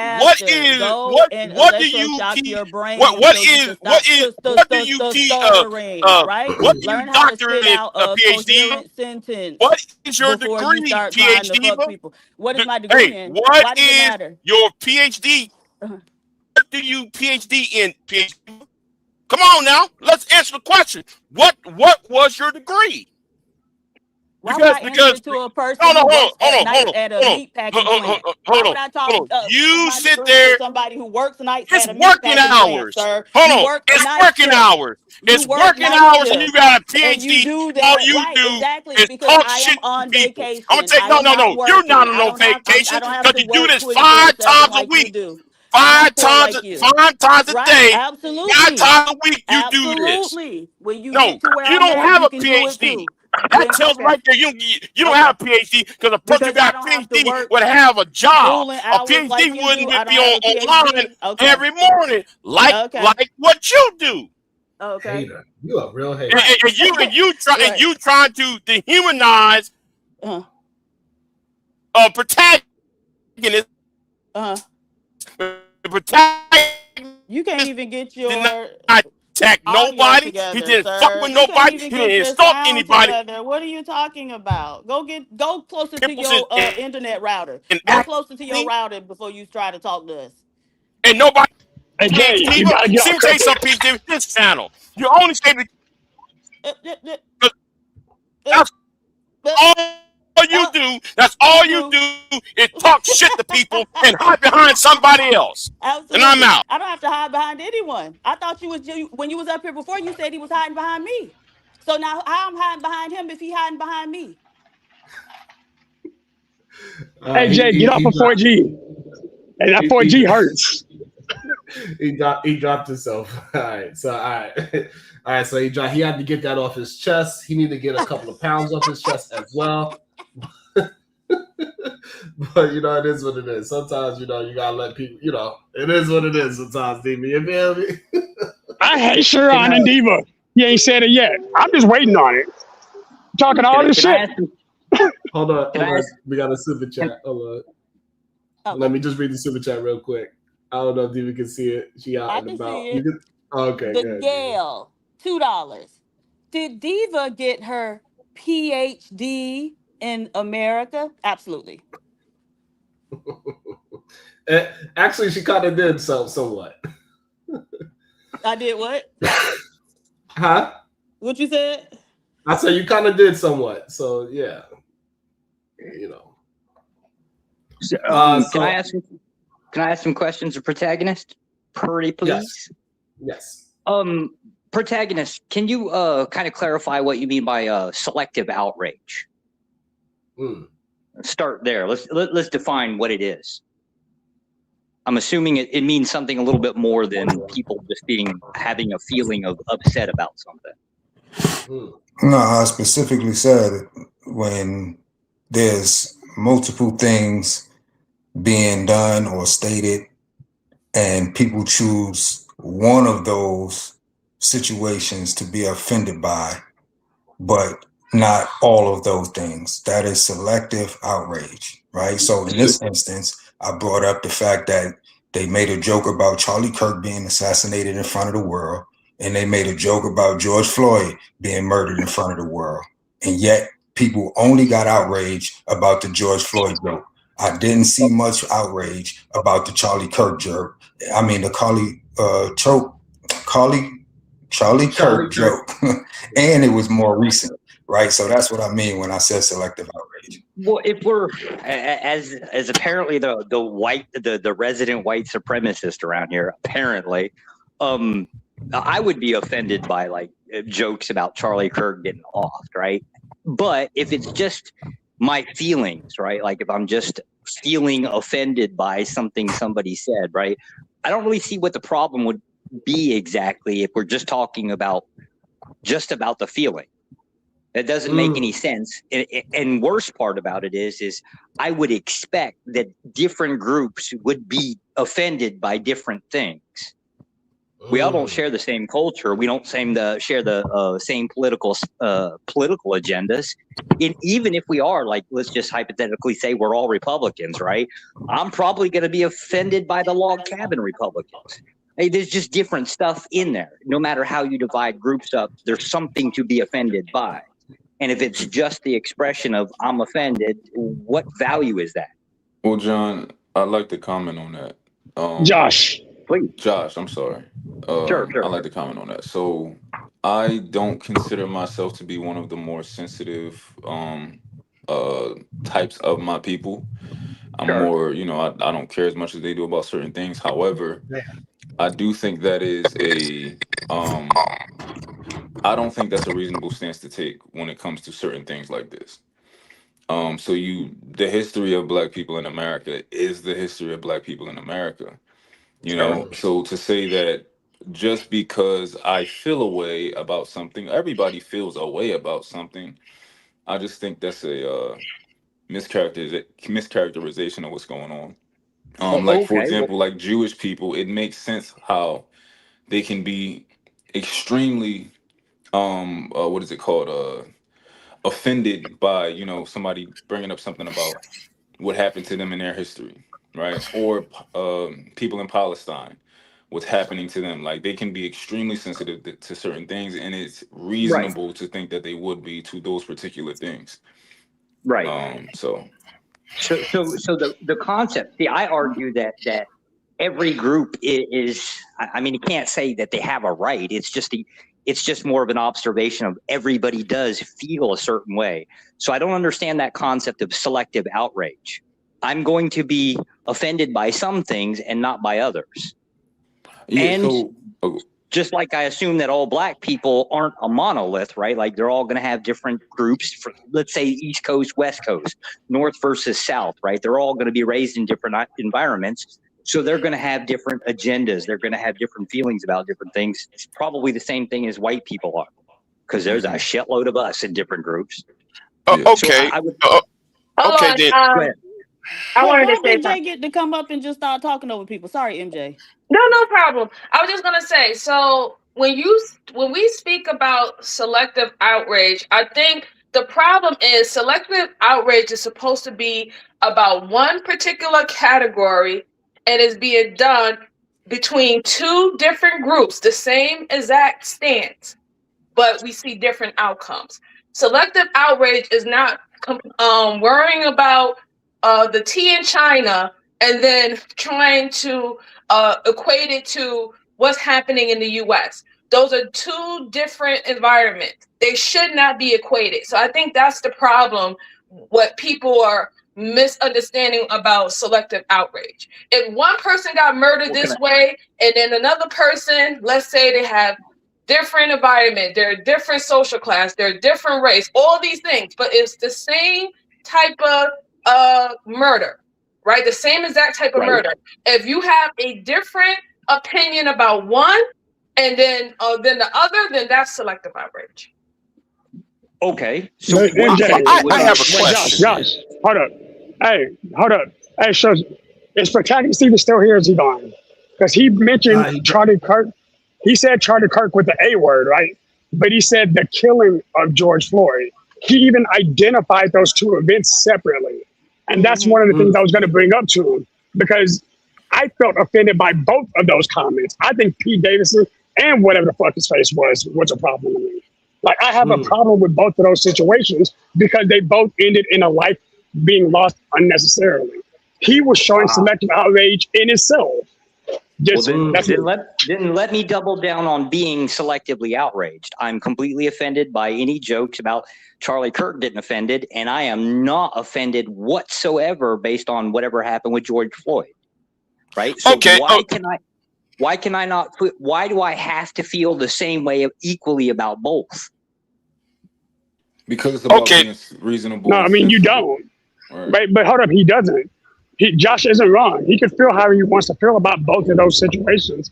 Technically, he's more attached to the Charlie Kirk situation than the George Floyd situation. We're attached to George Floyd because most of us are black. Right. And I would Except, expect you know, that that guy. to be the case. Yeah, I would expect that to be the case.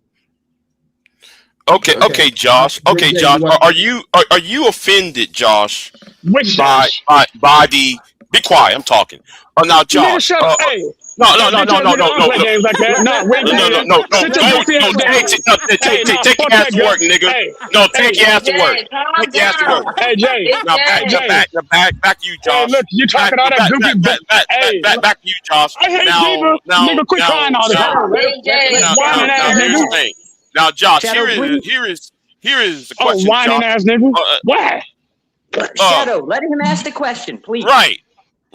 Now, Josh, are you offended by the movie Tropic Thunder? I've never seen the film, so no. Oh, okay. Are you offended by what's his name dressed up as Erica Kirk? I don't know what that is, so no. Wait a minute, hold on. You don't know who Erica Kirk is? I know who Erica Kirk is. I don't know of any event where somebody was dressing up with that. Just sounds weird, but would I be offended by it? Probably not. No. Josh, I'm sorry. He's retarded. Like, he's not even explaining his case well. Shut up, nigga. I'm getting tired of you new niggas getting in the way. Now back to you, Josh. $10, Big J. Back to you, That's Josh. $10, Big J. But back to you, Josh. Here pay your bill. Pay your bill. Here is the thing, Where's Josh. Well, Josh. Can you put the banner up? Are you a supporter of Charlie Kirk? Are you a supporter of Charlie Kirk? Hold on. Oh yeah. Josh? Yeah. His organization, I was a staunch supporter. Okay. Then what about all the offensive things Charlie Kirk did, slam dunking on college students? Oh, absolutely love offensiveness. But I like the idea that people are offended. But you was heartbroken when that bullet went through Charlie Kirk's neck, right? You're letting him troll absolutely. We lost something great. Not specifically Kirk himself, but Turning Point USA. He was the one person that I'd say conservatives actually had access to universities as like in the concept of public speakers. We didn't have many, at least Republicans didn't, right? And so it was just offensive because it was something that was taken away.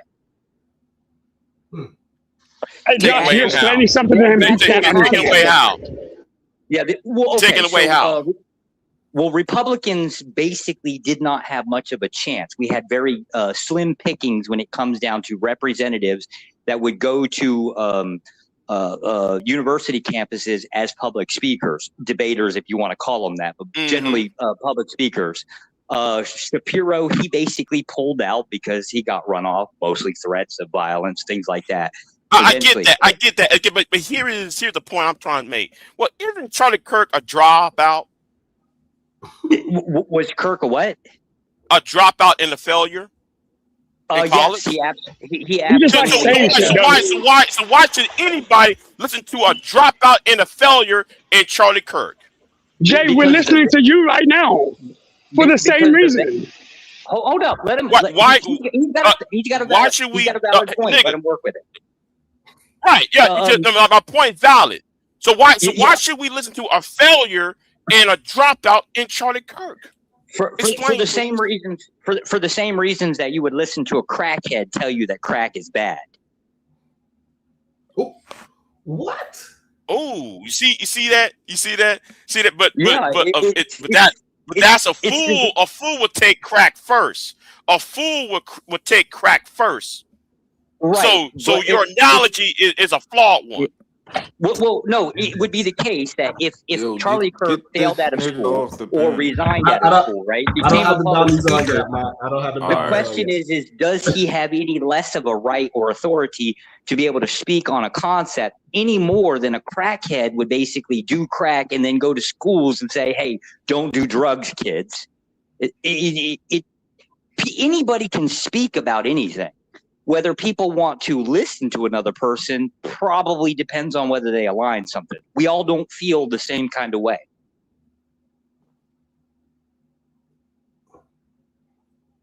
Okay, let me and Big J, you owe some money because you know it ain't no N bombs and F bombs, Big J. Now he gonna run. Yeah, when I'm asking to pay him, he gonna run. I think the offensive questions should be asked. I don't see why. I don't see why we can't ask offensive questions to each other. Let me just if I'm offended, big fucking deal, right? Oh, excuse my language. Big deal, right? But it's the same case as somebody. You owe $2. Go pay that. $2 I'll catch you after the show. Cash App, or I can't do Cash App, but I can do something. Right. Think of this in a concept. How do we have a conversation and comprehend one another without being some major risk of being offensive to each other? All right, we can answer that. Let me read the super chat real quick. I think Mott got an answer for you. Protagonist probably want to join us. We got Too Strong on the panel. He's gonna let me know when he's ready to chime in as well. Diva, are you there? I'm not sure if Diva's there yet. She might be because she out there on vacay. She chilling. She's living her best life. Everybody hates mine. For the loud ninja who just argued with Shadow. Goddamn. But the bounties are not on, so I don't know if Big J, he ran. I don't know if he ran because he got his point across or he thought he was getting kicked off. I'm not sure why Big J left. But you didn't get kicked off, Big J, because the bounties are not on. But you do owe money for your cursing, Big J. You know no N bombs, no F bombs. So you owe about $10 in N and F bombs. And so protagonist, also, you know now as well, if you say the N word or the F word, that's a $2 fee. All right. And also we charge $20 to get kicked off. I didn't put the bounties on yet. You can also pay $20 to get yourself back up. I ain't put them on yet because I'm trying to just mount out the conversation a little bit more before it turns into Royal Rumble. Also, we need everybody to hit the like and the share button. It's crazy that we damn near at 200 people live in the chat, and y'all don't want to hit the like and the share button. And I'm telling you now, in the conversation. You all can absolutely buy me a white supremacist off this panel at any given time. You don't even have to wait to the bounties. For me, I will honor them, right? You said a super chat, booting me off. I'm going to honor it and still come back. So here's your opportunity to kick a white boy around that happens to be a supremacist. Shout out to that. Don't tempt me. Hey, shout out to Josh. I say, even though the bounties are off, I'm willing to get kicked off and on for $20. Salute to that. Thank you so much, Josh, for trying to be the whipping stick, I guess we could call it. Go ahead, man. I believe you wanted to answer Josh's question before we read the super chat. And also, Bubba Homeschool. Shout out to Bubba Homeschool with the $2 for Josh curse word. Shout out to that. So your curse word was covered by another What was his name? So I can personally thank him. Bubba I can't see Homeschool. Bubba Homeschool. Oh, why does his name have to be Bubba? Shout out to you, sir. Shout out to Bubba Homeschool. Salute. Go ahead, Mike. I know you want to answer him directly. Yeah, Josh, if you could say that again for me about the offensive, offending somebody. I guess my position is that it's not so much an ought thing. It's just different groups are not going to feel the same way about everything. Everybody's going to feel something, right? One way or the other. We're all not going to feel the same way. So I don't understand what they mean by selective outrage. Why can't I complain about X? Well, why can't I complain about I can complain about why? Let me ask this. Let me rephrase this. Why can I not get all pissed off and up in my fifis about a white boy getting beat to death by 4 cops, right? And not be offended by Rodney King getting beat down by 4 cops, right? Isn't it the case that I'm going to feel differently? Because it's inhumane. That's why. I absolutely oppose it. Because it's inhumane. Yeah, I don't support humanity. All right, so y'all let him troll him. So this is the thing. This is selective outrage to me, right? Okay. It's about going against what you say you believe in. So if motherfucker like, yo, I don't give a fuck about white people. I don't give a fuck about black. That's your business, right? Right. But for me personally, when something like George Floyd happens, right, and then 7 years later, another George Floyd incident happens in another country, right? I find that to be, I don't like that because so many black people are dying every day due to different things. Women are being killed by their husbands. Men are being killed by other men. Like crazy stuff is happening every day, and nobody cares to put resources or go talk to those people's families and nothing like that. But when something happens, far away or something like that, or with a big gap in time between each other, depending on what happens, people might show support. So that's what I don't like about selective outrage. But I wouldn't, if somebody like, yo, I just care about black people, then I can't be mad if they don't care when like a white person dies, something like that. But yeah, that's my position on it. Isn't that though the default position of most people? Don't most of us not really honestly care about the vast majority of people that are out there? No, I think that's more of a niche position to have, is like not caring about. Yeah, that's not most people. It's some people. Yeah. It's not most people. Yeah, I think some people got those. Yeah. I thought we experienced this like back in the 90s when we were like you used to turn on the TV and you'd always, God, it seemed like every commercial was feed the starving Ethiopians, right? And at some point we just said, you know what? I don't care anymore. But that's because they was marketing that to you, right? Well, sure, but isn't that what all political agendas are? It is a marketing an agenda saying, "Hey, look, you should believe in this because we care." Yeah, but I don't think we're talking about political agendas here. We're just talking about people seeing something well, that, you know, and how do they feel about it? What are you outraged about?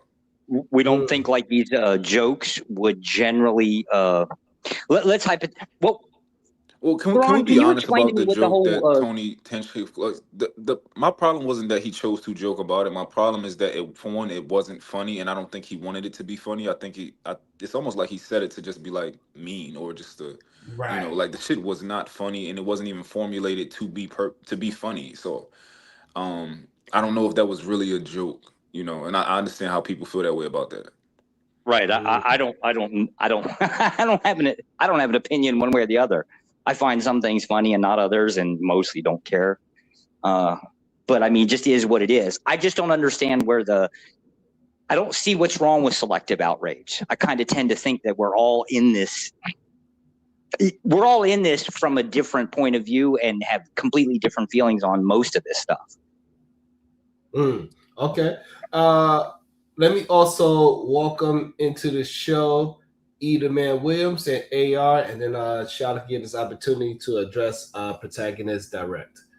Yeah, I just came up here to say, man, shout out to Sharon making 15-year, bro. I want to say this personally to you. Happy anniversary. It's a lot of men don't make it to 15 years because they can't stay in the fight. I'm telling you, that's an example of what it looks like to do what it takes to be a husband in this space. 15 years. Shout out to your amazing wife. That's why I came up here to just say, bro, that even over there from China, bro, I was smiling to see that y'all guys made 15 years, brother. Shout out to you, big dog. That's all I got to say. Thank you. I appreciate that, Edaman. Salute to you. Thank you. I'm selectively offended by Edaman, right? He's out here taking up Asian women, right? It wasn't enough. You had to have the snow bunnies, right? You decided to go after the Asian girls. Stay out my end of the pond. I'm over here too, you damn it. Go ahead, AR. What's your thoughts, AR? What's up? Good morning. Oh man, protagonist, bro. Well, let me address. I guess that's how. Let me address a couple of things. Mont, are you still here? Yeah, he's still here. Yeah, But I mean, is he like, hey, bro, why was you letting them bully you like that this weekend and gaslight you? Can't nobody bully me. I know, but it was kind of jumping you. I ain't like it. That was crazy. I don't know why you was over there talking to them old people. You know, 50-year-olds with a little gray hair and a mic think they just got all the wisdom in the world and they just always right. I don't know why you was entertaining that bullshit. But I respect to you though for, I guess, trying to address it, you know, maturely. I would have just let them old heads, you know, whatever. Anyway, protagonist, you need to fight back, bro. I would never let PhD Diva talk to me like that. That's just me personally, though. I think you really need to do something because that was embarrassing. You need to fight back. Bruh. Like, No, let me hey, address that point first. no, One, hold on. I don't have the Goddamn, hold time. on, bro. God damn. You got No, your chance to you can talk. get This it, was all this bro. talking when PhD was running you over. You can get it. You can get it Nah, right back. I'm man, just listen. addressing the I'm point you trying to just help made. you. I'm trying to help you man to man. I would never let someone talk to me, let alone a female. You let a female talk to you like that, bro. I would never in my life Okay, let someone carry like on. that's crazy. Yeah, that's crazy. I was just saying, bro. You should definitely do something about that. As for the topic, you know, I don't know if people aren't familiar with roasts and what goes down at these roasts, but I think like it would be like someone watching Arsenal for the first time in battle rap and being like, oh my God, I can't believe he's saying this stuff. Like this is just his shit is literally just outrage, like or just shock, right? He's talking about doing something to somebody's underage daughter. He's talking about doing these crazy things. If you watch, oh yeah, Arsenal versus QP, the female QP, not the males. That wasn't what was they talking about? Dunking each other's daughters under the bathtub and doing stuff to them. Well, what are you talking about? It'd be like someone watching that type of shit for the first time and be like, oh my God, I can't believe this is being allowed. It's dehumanizing these children and all this other stuff. Like that's the point of the roast. That's the point of their battles. And so I think like in other settings, I think they would have a point, but in a roast where, you know, historically speaking, they've said the most outrageous shit. I mean, you can not find it funny, and I agree, but to say like, oh, Kevin Hart should have got up and done something or whatever the case may be, I don't really agree with that. So the problem is that so even though Arsenal is one of the most disrespectful battle rappers known to the game, that person that he says something to, that person also gets the opportunity to be disrespectful right back in real time and address what he says. And that's the issue that Kevin Hart did not address what the man said. And then even after he doubled down and said, I don't know what I was supposed to do. And that is the issue that people have with Kevin Hart. He did not go back and forth and address that man. He addressed everybody else. He addressed Cat Williams. He addressed all these other things. But he did not address that man saying that joke. But what he did do, immediately after that show was over, he called up Steven Jackson because he said he knew what the joke was. And he called him right away to apologize. So you knew what it was. And then now you go to the Breakfast Club and then double down and like, oh, it was just bro. Stand up, be a man. Don't stand on, I'm just a comedian. Stand on the fact that you dropped the ball. And we'd have let it go. But since you don't want to. People's issue is that he didn't, like, during his portion of it, he didn't make a joke back or say something about it. But you guys are saying that he said, because I didn't watch the whole thing. He said he addressed everybody else except that one thing. Right, he addressed everybody else's. He didn't address that, and then he went on a Breakfast Club to double down to explain why he didn't address it. That's the problem. Even though he said it was in bad taste. I could see that side for sure, but I think a lot of people are upset with the joke generally. Not just Kevin Hart not responding to it, but also the fact that it was said in the first place, or that these types of jokes are said, generally speaking. And that's what. Not only that, but a roast is usually with the people that is actually involved in a roast. They usually don't have anybody else outside of the people that's inside and involved in a roast, so the people can actually fight back. That's number. Yes, it is true. No, it's not. What you mean? No, it's not. It's not true. When Jeff Ross did his Paul Walker joke, obviously Paul Walker was gone at this time. He was not there. When Pete Davidson is on the thing, they talk about his dad every single time he's there. But Pete got a chance to respond to him directly. Pete can respond to it. I understand. I'm just saying. I'm just saying that person to respond for that passed away person. The person that they are bringing up, usually the roast is about the people that's in the room, so the person can respond. And especially because Kevin Hart, he got the jokes approved before the show because it was his production, so he knew every joke before it even happened. Did he say that? Yes. Did he say that, or did you just say that? He said that. Oh, okay. I mean, amen. I don't think a comedian is, generally speaking, a comedian is going to remove jokes from a set just because they might not like them, they find them offensive, they find them to be pointless or whatever. Most comedians have like a very strict. Right, so Kevin Hart didn't know the joke. He didn't know the joke. Right. The problem is that if that's how he felt, he would have never called Steven Jackson right away to apologize, but he did. He knew that joke was going to hit in a negative way. I don't know, man. I guess I don't know. I think that if he knew about the joke beforehand, why wouldn't he call beforehand to let Steven Jackson know, like, hey, X, Y, and Z? Rather, why wait until the joke is told? I don't know if he knew the joke was there. Otherwise, I mean, I don't see why he called in the first place. But yeah, I mean, I could be wrong. Exactly. Yes. But going to the people really haven't. To the point about the joke, I don't think that you can just say, oh, well, another roast. Yeah, if you're talking about generally speaking, all the jokes that people say are about people on the panel. Yeah, of course. In general. But all the roasts you can find, there's always mentions of outside people or jokes about people that aren't there and all this other stuff. That's just how, especially Jeff Ross. Jeff Ross is known to just say the craziest shit at roasts. And I just think I want you to ask most people that complain about the joke if they've ever seen a roast before. I don't think they've actually seen these roasts. But it doesn't matter if they've seen a roast before or not. Because that's the whole purpose of the roast, is to be the most outrageous shit. The problem is this is out of pocket. This is not just outrageous. This is out of pocket. Okay. I'm just saying there's been plenty you disrespecting black people as a whole by continuing the show. This is the second time you trying to push out this George Floyd type jokes at a roast. The second time you're doing it. So you are attempting. He's doing a Chud the Builder on a comedy set. That's a little pushing it a little bit there. Chud the Builder. Right. Regardless, he was pushing it by using that as a joke.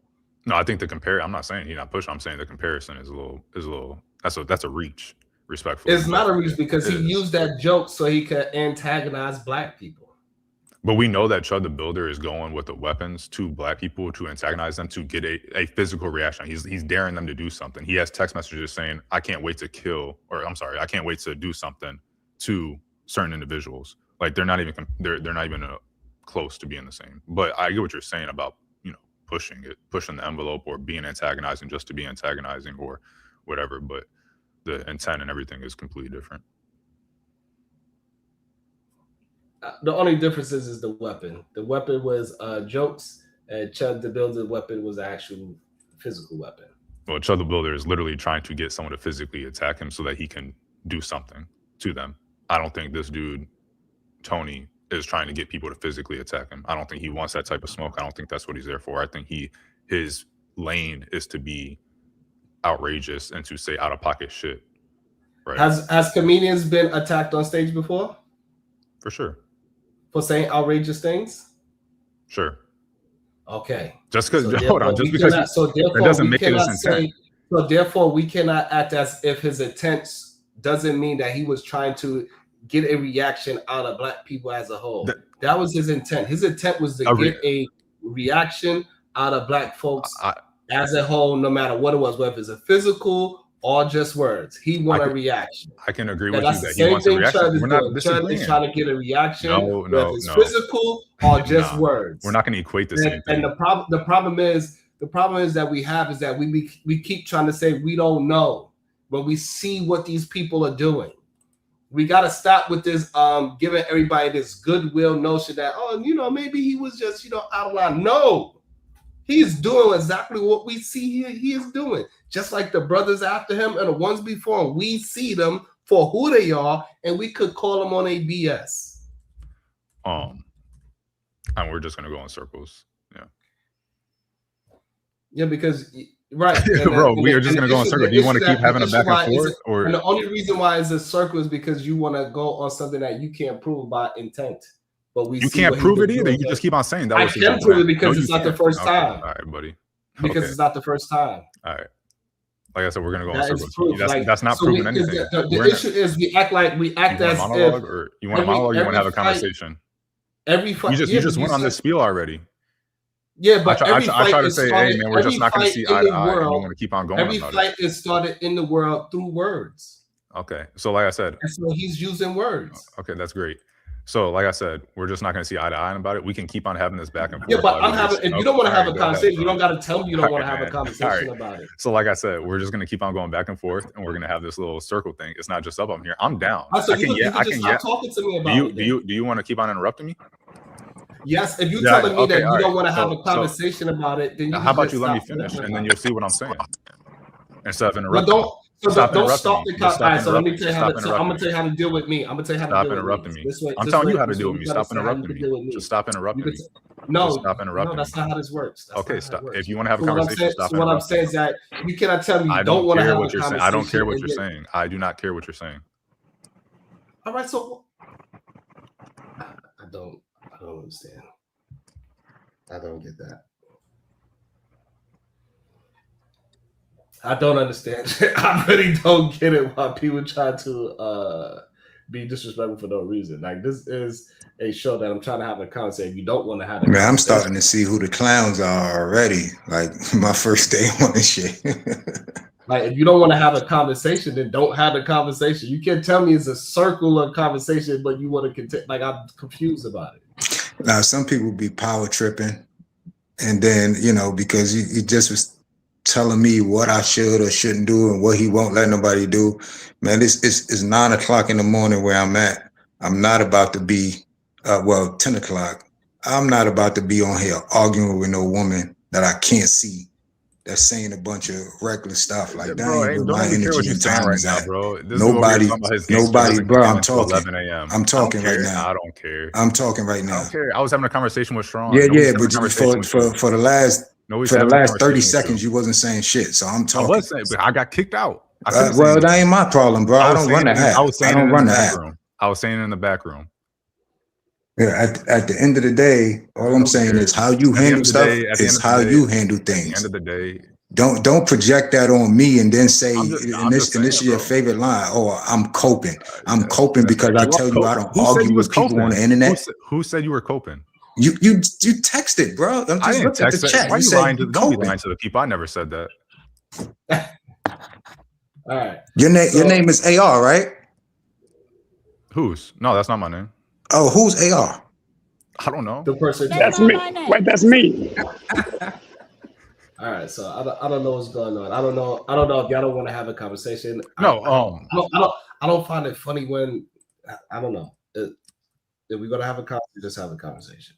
So we're in agreement that his intention is to get a reaction. That's every comedian's intention, is to get a reaction. Now, how he wants that react, he wants it to be a negative reaction, like people being outraged about it or whatever. It's completely different than Chud, who wants to have a physical confrontation with people. That's completely different. People aren't losing their life over a joke. He's not intending, and we know that because he's not acting like Chud, going up to Rand. If he intended to have a physical confrontation, he wouldn't be doing it on stage. He would be doing what Chud is doing. He's a comedian that does outrageous things, and his thing is to just get the publicity, just get the talk online. You don't. It's not feasible in my eyes to assume that he wants to have a physical confrontation with anybody because he said a joke. So we're in agreement that he wants attention. We're in agreement that he wants a reaction. It's just verbally. He wants the negative publicity online. Did Chris Rock wanted a physical reaction from Will Smith? Yes. Yes, he did. No, he ain't deserve it either. You think Chris Rock wanted Will Smith to smack him? No, I don't. Are you asking me that, or you? Yes, I'm asking. No, I don't think that was his intention. And yeah, it can happen for sure. Just like when Eddie Murphy was saying the F word in Raw or Delirious, I don't remember which one it was, when he was on stage saying that stuff, he was saying it to be funny. He wasn't saying it for a gay dude to get on stage and start fighting him.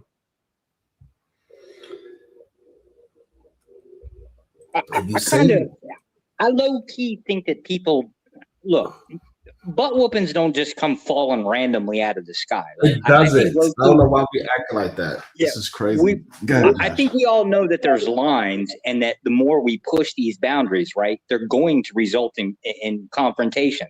Do I think Chris Rock intentionally said a thing with the expectation that he was going to get slapped? No. Do we not think that it's inevitable that if you talk about a dude's wife, right, he's at some point going to snap and decide to break off on you? I'm not a big fan of the N-word, but at the end of the day, right, I know that I might pass 50 black people that aren't willing to slap me in the mouth, but there will be that inevitable one that will just say, you know what, fuck it, today's my day. I'm just gonna have to whoop your ass. Josh, I'm gonna whoop your ass. Well, Shadow, you're gonna have to pull out your wallet if you want to whoop my ass, sir. Which of the jokes do you guys think that was said at this roast or any other roast are not liable to get someone a physical confrontation or possible? Like which joke anywhere, when it's from other people? So the issue is so when a roast is with the people that's in the building or that's a part of the people that can actually talk back, I don't think nobody really looks at it so harshly. It becomes an issue when it becomes an issue when it was a political thing that happened to a group of people, and you try to act like it was a joke. It's nothing he said could be used as a joke with that situation. We were offended because it was offensive. It is the proper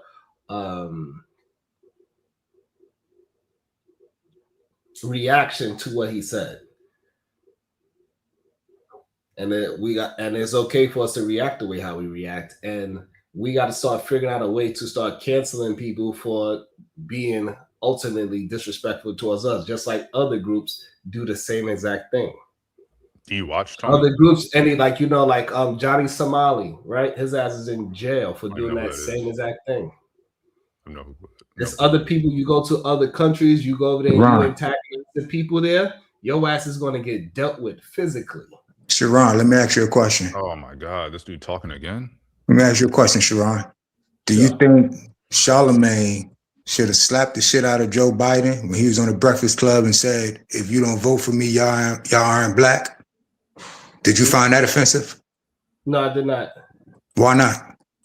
Why was it offensive? Why wasn't it offensive? It was 9 o'clock, so he didn't. He was just. It was 9 a.m. where he was, so he didn't find it offensive. No, explain to me why this should have been offensive. So you got a racist white man telling a bunch of black people on a live syndicated show that if you don't vote for him, you aren't black. You don't feel no way about that?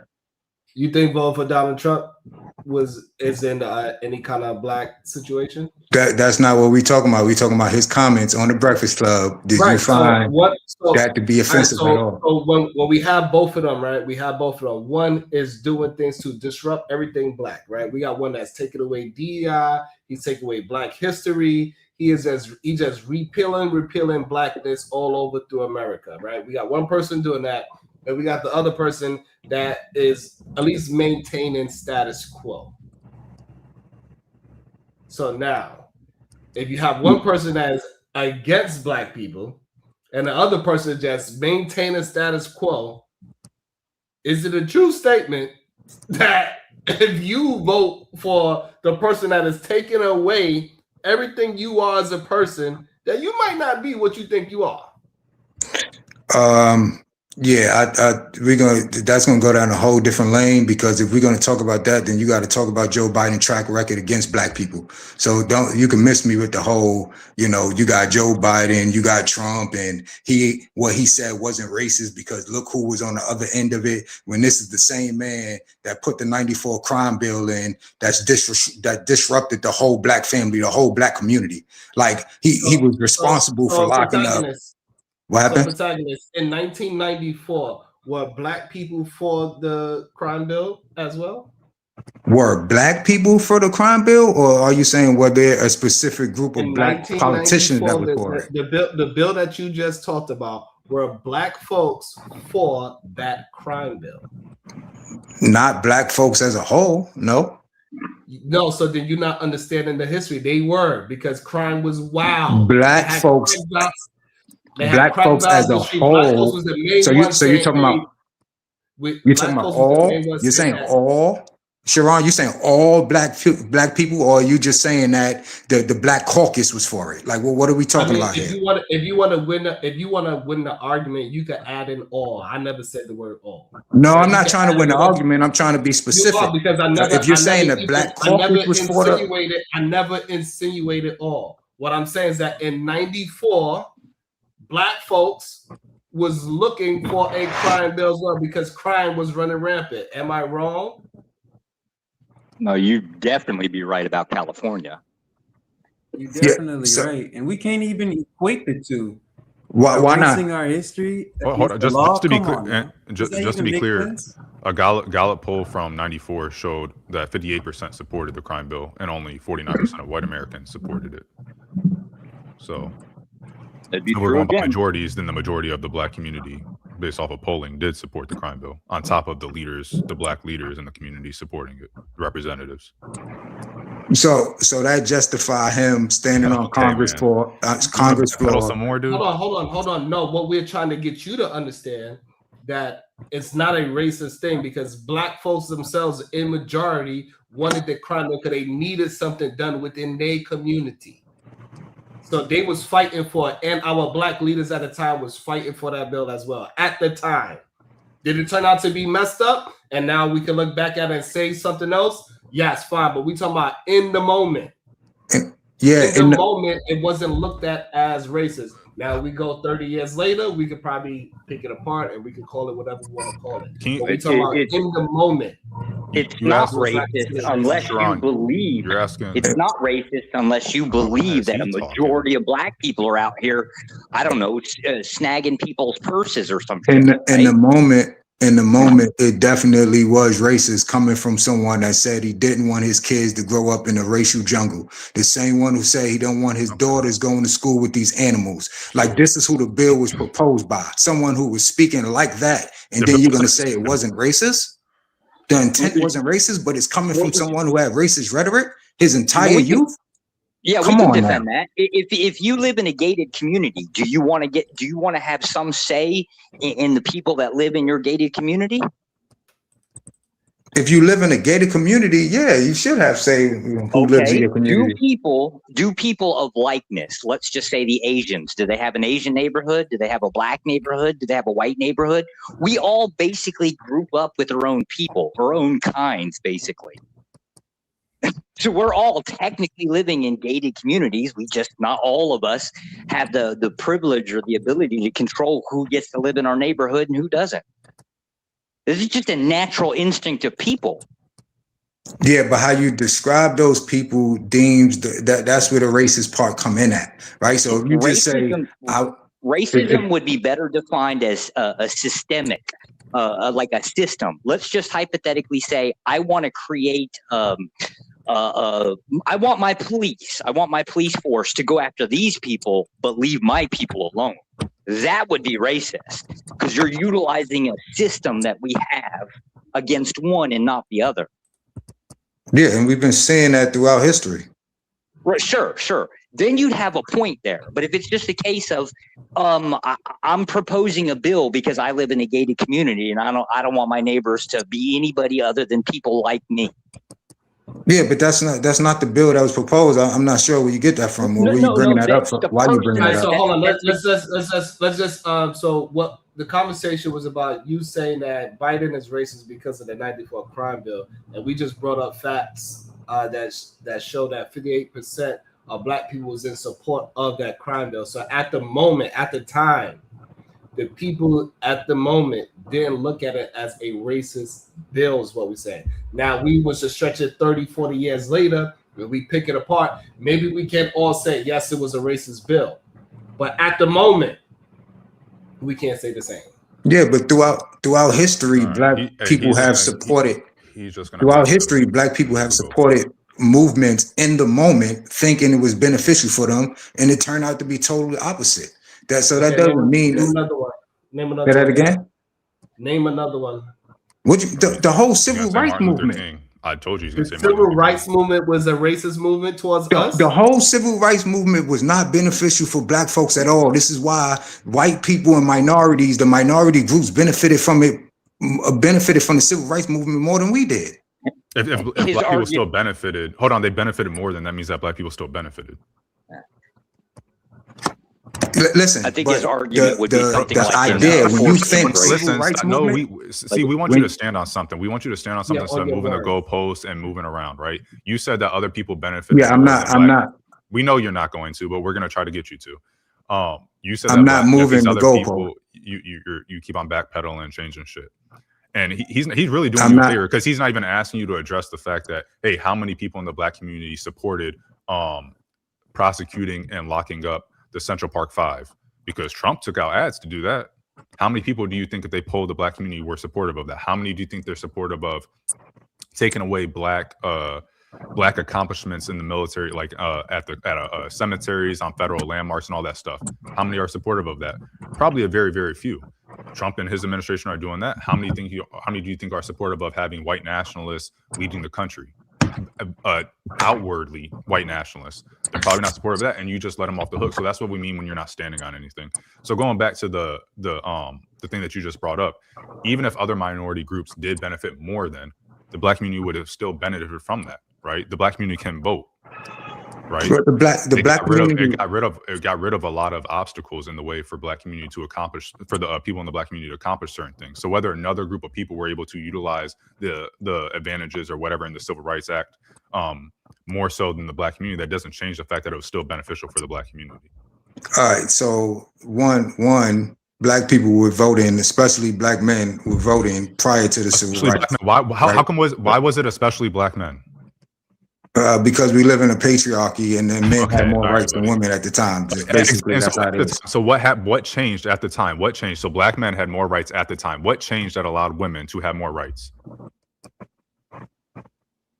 A bunch of movements took place. Like the civil rights movement, right? The civil rights movement, for example. The women's suffrage movement. That was way before. That was way before, you slow idiot. Yeah, watch your fucking mouth. Or what? It's not 9 o'clock anymore. You acting big and bad now, huh? You watching Big and Bad now. All right, gotcha. It's not 9 o'clock. You got to be careful what you say to him now. That's $2. I'm just saying, watch your mouth. That's $2, by the way, protagonist. F-bombs and N-bombs is $2. We So reject at the the time- N-word around here. I still want him to stand on. He said that at the time the black men were voting more because it was a patriarchal society and they had more rights. That was before the Civil Rights Act. Then the Civil Rights Act happens and more people are voting. Why is that the case? Why is that the case, protagonist? We want you to stand on something, buddy. Yeah, that's one of the benefits from the civil rights movement, along with other movements. Yeah. Okay, you said I didn't say you said the civil rights movement had no benefits whatsoever. that's not what I said. You did, okay. I said it benefited minorities and white women more than it benefited black people. So the fact that I said more means that you got some benefits out of it. You said that after the fact. Before you No, said that's the first thing I said. That was my first statement. Okay, buddy. Would you like to put money on it? Ooh. Bro, I know what I said. Everybody here could vouch for it. Would The you like to black put money people on it? in Congress had to go along with them inserting women and all these other groups in the Civil Rights Act for it to occur that way, right? She's asking you, protagonist. Yeah, the black men agreed to What was it. the question? So you're talking about how the Civil Rights Act, how other groups benefited more, but those black men in Congress had to agree to that, to including all those other bases and groups in it, right? So sex, religion, etc. They had to agree to that. So they had to agree to what? Like the bill was proposed as is from Lyndon B. Johnson. Like that. That was the bill that was signed. Presidents don't propose bills. Right. That was the bill that was signed by Lyndon B. Johnson. Is what I meant to say. But so those bills go through Congress, right? And so it was black people who initiated that bill, right? It was a whole thing with Martin Luther King and Lyndon B. Johnson. But so the black people in Congress initiated that bill, but they had to make certain concessions in order to have the bill passed and then signed. And so they had to agree to including all of those other bases in the Civil Rights Act. So like sex, religion, etc.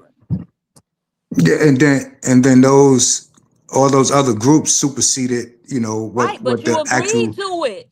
If you agree to it and then they stand on top of your head after the fact, you agreed to it. Well, you're right, and that's for those that agree with it. Me personally, I didn't grow up in that time, but knowing what I know now, and knowing that a lot of people was against that movement, I think that was the worst thing that happened to us. Yeah, but it's easy to Monday Night Quarterback it 30 years later. Yeah, well, we supposed to, right? You look at your past. You look at your past. No. So I got a question. Protagonist, are you a supporter of Donald Trump? Yes. He's not. He's gonna say I was. Yeah. I was. Yeah, it still is. We know. His first term. Every time. Right, but do you know what you got caught up in? If you voted for him that first term, you were one of the black men that they targeted. It was called Cambridge Analytica. Look it up. But they specifically targeted black men like you because they said that you are low information, high opinion voters, meaning that y'all don't be knowing shit, but y'all got all these opinions that you gonna base your vote on, but you don't really know shit. First of all, this narrative, right, that you just spew is the same thing that the Democratic talking points use all the time. Go look This it is up. the It's same called thing. Cambridge Analytica. No, Google Cambridge Analytica and look up what happened with that. This ain't. I'm not. Yeah, a but Democrat, baby. I don't even vote. No, but what I'm saying to you is that this happens with voters from both sides. Like there's a lot of uninformed voters that are targeted. No. Your majority. No, it majority was black men that they targeted because y'all are the majority ones of who don't Democratic have voters information. that go out and vote just go I'm out, not talking especially about black Democratic Democrat voters. or Republican. They don't I'm even not know talking about who's Democrat or goddamn Republican. on the I'm ballot and talking what they about who they represent. They just go targeted vote because Democrat all y'all the way down stupid enough because they to was have told to all do these so. opinions If when you don't that's have not being informed. information. Okay, all right, we can't hear Right? y'all. So let me so Protag, do you think you was targeted to vote for Donald Trump? No, I don't think I was targeted at all. You were though. They telling you they targeted you.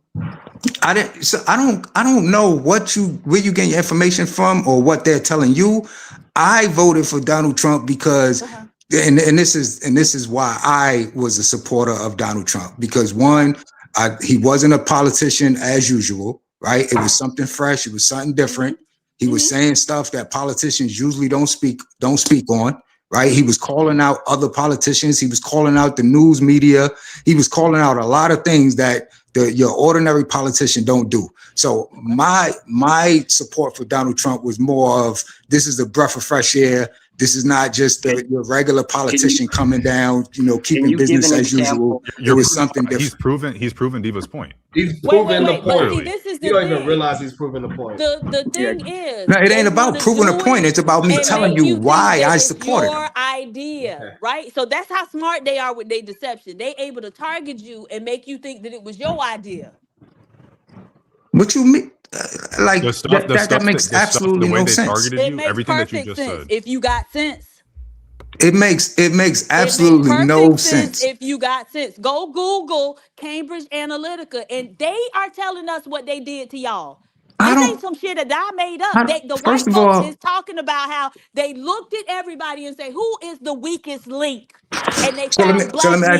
ask you a question then. Usual, So let me ask you a as question. usual, it was y'all. And so So they went after you and so targeted what was you the with messaging, analytics? right? What was the analytics when Obama ran the first term? Was the analytics, oh, we're gonna put a black man there because we know all black people gonna go vote for him? Stupid. Was it It's just as not simple as that? analytics. Cambridge Analytica is a fucking company, you dumb motherfucker. Hold on, Diva, hold on. We're not protagonists. We're not doing what about this. You're You gotta be muted. able You're not to- muted, protagonist. Just kidding in the room. So I got it. All right, so we got to deal with the information that's in front of us. You cannot do whataboutisms. All right, all right. So I guess you handled everything. I had muted you because you was talking to your baby boy. So we got to deal with what's in front of us. You cannot add in whataboutisms to the conversation now and say what about something else. Deal with the fact that you voted for somebody and then now you backtrack it. You don't have the same ideology for that man because you was tricked and fooled. You got targeted, and it's okay for you to say, you know what, I was targeted, I got tricked, and that's why I'm not supporting him today because I woke up, whatever the case is. But don't act as if what happened didn't happen.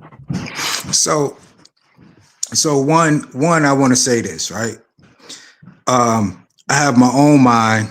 I make my own decisions, right? I'm a New Yorker, right? No, you don't. I've always been a fan of Trump prior to him running for the election, right? So are you saying that they targeted me since I was 15, 16? Yeah. Because at the because the Cambridge Analytics that you're talking about didn't exist at that time because he wasn't even running for president.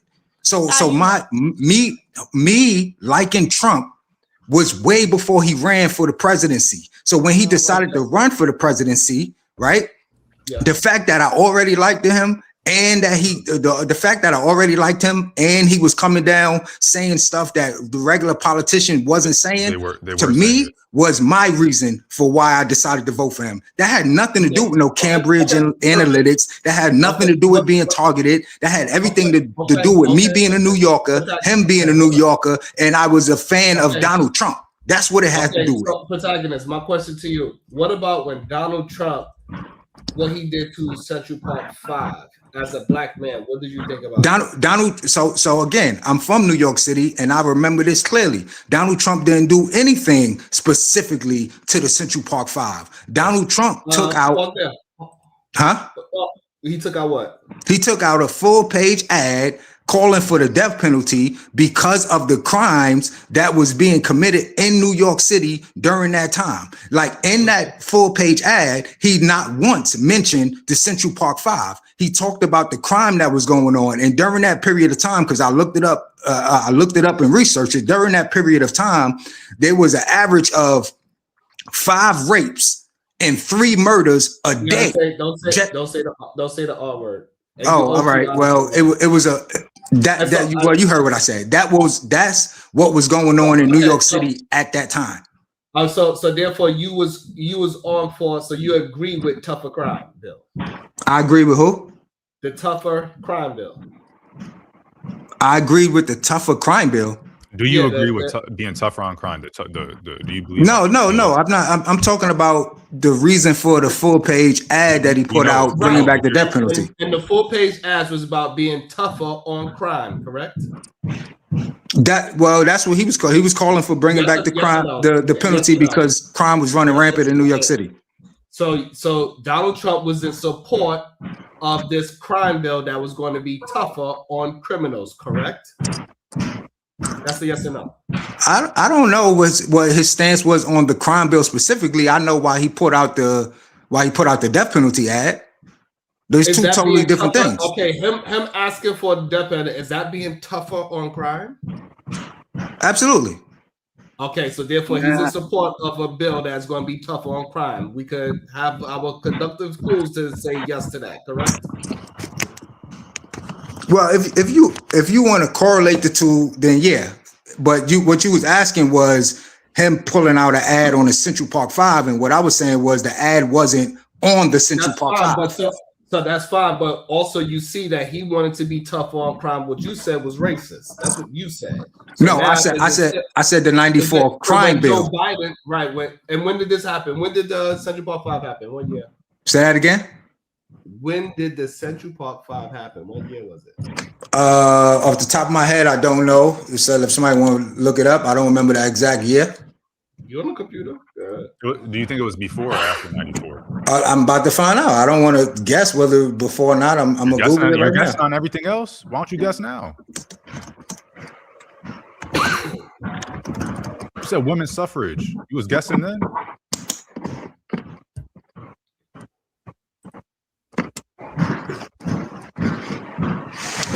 So this happened in 1989. Was the Central Park? Okay. Central Park 5 case. So now, do you believe Donald Trump was in support of a crime bill that was tougher on crime in 1994? Based off of this, I would say yeah. Do you consider Donald Trump racist? No. Okay, what about in 2016 when he doubled down on the Central Park Five and said they was guilty as well? Do you still believe that he wasn't being racist towards those Central Park Five? Well, if he believed they was guilty of a crime, I'm not going to say he was racist because he believed it. He just believed that they were. I can't speak to his mind as far as why he felt they were still guilty, or if he believed that. You know that's you do understand that's just totally evidence. You do understand as evidence that exonerated them. That everybody. Yeah, I'm aware of that. So Donald Trump has the information. Yeah, I'm aware of that. All right, so Donald Trump have the information that these young men were innocent. This is kind of a little weird to me. Republicans absolutely opposed. If we're talking about the 1994 Violent Crime Control Law, hold on, Josh. He wasn't a Republican then. Hold on, he wasn't a Republican then. So, I'm not Republican now. That was the only reason why Trump actually supported it was because he was on the DNC. He was a Democrat. That time period. That's fine, but hold on. Before that, you do understand that Donald Trump holding the same position even after the information comes out that they were innocent. Do you consider that now being racist? No, I don't consider that racist. Wow. Sharon, they don't. The Trump slurpers do not stand on any. The only thing they stand on is making sure they slurp Trump. That's the only thing they stand on. Wherever Trump goes, they go with him. Whatever I don't Trump consider. Says, they go I don't with consider. him. I don't consider that to be racist. Like I think okay, so why is it that we're watering down. when he watering down what saying that- when race, he was what saying Obama racism wasn't is, American, or when he what was a saying Obama racist wasn't is. when he was saying Obama wasn't American, he's a Muslim, and he doesn't have a birth Nobody never certificate. said nothing about Obama not being American. When you're saying he doesn't have a birth certificate in America, and you're saying Oh, you talking about that's what Trump said? Yes. I thought you said that's what I said. I ain't hear you. Okay, no, we're talking about your daddy. Nah, it's not my when your father. daddy Trump said these things, was that him being racist? No, it's only going to be considered racist if your originator who made the claim, which was Hillary Clinton, if you claiming Hillary Clinton is racist, then you could double down. Let's say Hillary Clinton is racist. I'm asking you, do you think Hillary Clinton is racist? Do I believe she's racist? Yeah. Shit, I believe the entire Democratic Party, the majority of them are racist. Okay, so was her saying, "Hey, where's his birth certificate to Obama"? Was that racist? No. Why wasn't it racist? Because Trump said it afterwards. No, I just think it wasn't why racist. Because I think it wasn't racist. I think it wasn't racist when she said it because I think it was a valid question. Like if one of the rules are that you have to be an American has born. that ever been questioned to any white Man, person? this guy, I don't like when you ask questions and don't wait for an answer. That means you don't want to answer. You answered already. You already said I didn't answer. Hillary Clinton. You said I didn't answer. I asked you, do you think Hillary Clinton is racist? You said no. You don't have to go on a spiel. No. You asked me, do I think Hillary Clinton is racist? And I said, yeah. Then you asked, when she asked Obama, was he an American citizen? Was that racist? And I said no. Okay, so you answered it. So, and again, so you answered it. No, because I was going further into the talking point. I know, but you don't have to. You answer. You said no. My question is, did they ask that question of any other? Did they ask that question to any white politician? You say that again? Did they ask that question to any white politician, or did they wait for a black politician, a black presidential candidate, to get on stage and who was most likely going to win, the front runner? Well, if it was a white politician previously that had a father from Kenya, they probably would have asked him the question. Okay. Did they? Because there's been plenty of people, politicians, presidents, otherwise, that have had parents that were not necessarily born here, right? But Name them. Born here. Hey, y'all, you got work going on in the background? On that protagonist, you got something going on? Name them. No, that's my daughter practicing her, her basketball. But name them. I got you. First generation. Let's say Omar from State Senate. No, I'm talking about him. He said the white people that had parents born from other countries that was president, that became president, but was never asked were they citizens. I said I want them to name them. I said politicians. He said politicians. Yeah. Yeah, but we're not talking about politicians. We're talking about presidents here. Yeah, we are, because Obama wasn't president at the time. He was But he was running for president. This is the reason why they was bringing up his birth certificate. First, hold on. See, the issue is that you're not connecting your dots to your logic. When it's Donald Trump, you giving excuses. When somebody else, you're like, nope, Democrats, majority of them is goddamn racist. They got a question for you. Kulu live streaming 369 with the file as Sharon. Yes. Ask him what party does the Triple K and white supremacist groups supports today? Protagonist, can you answer that question?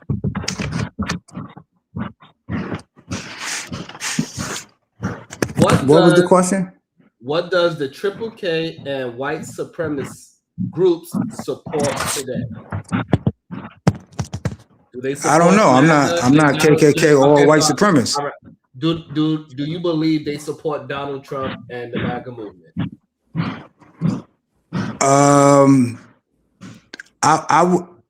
I would think they support the MAGA movement more than the party that support LGBTQ and transgender kids. Yeah, I would think so.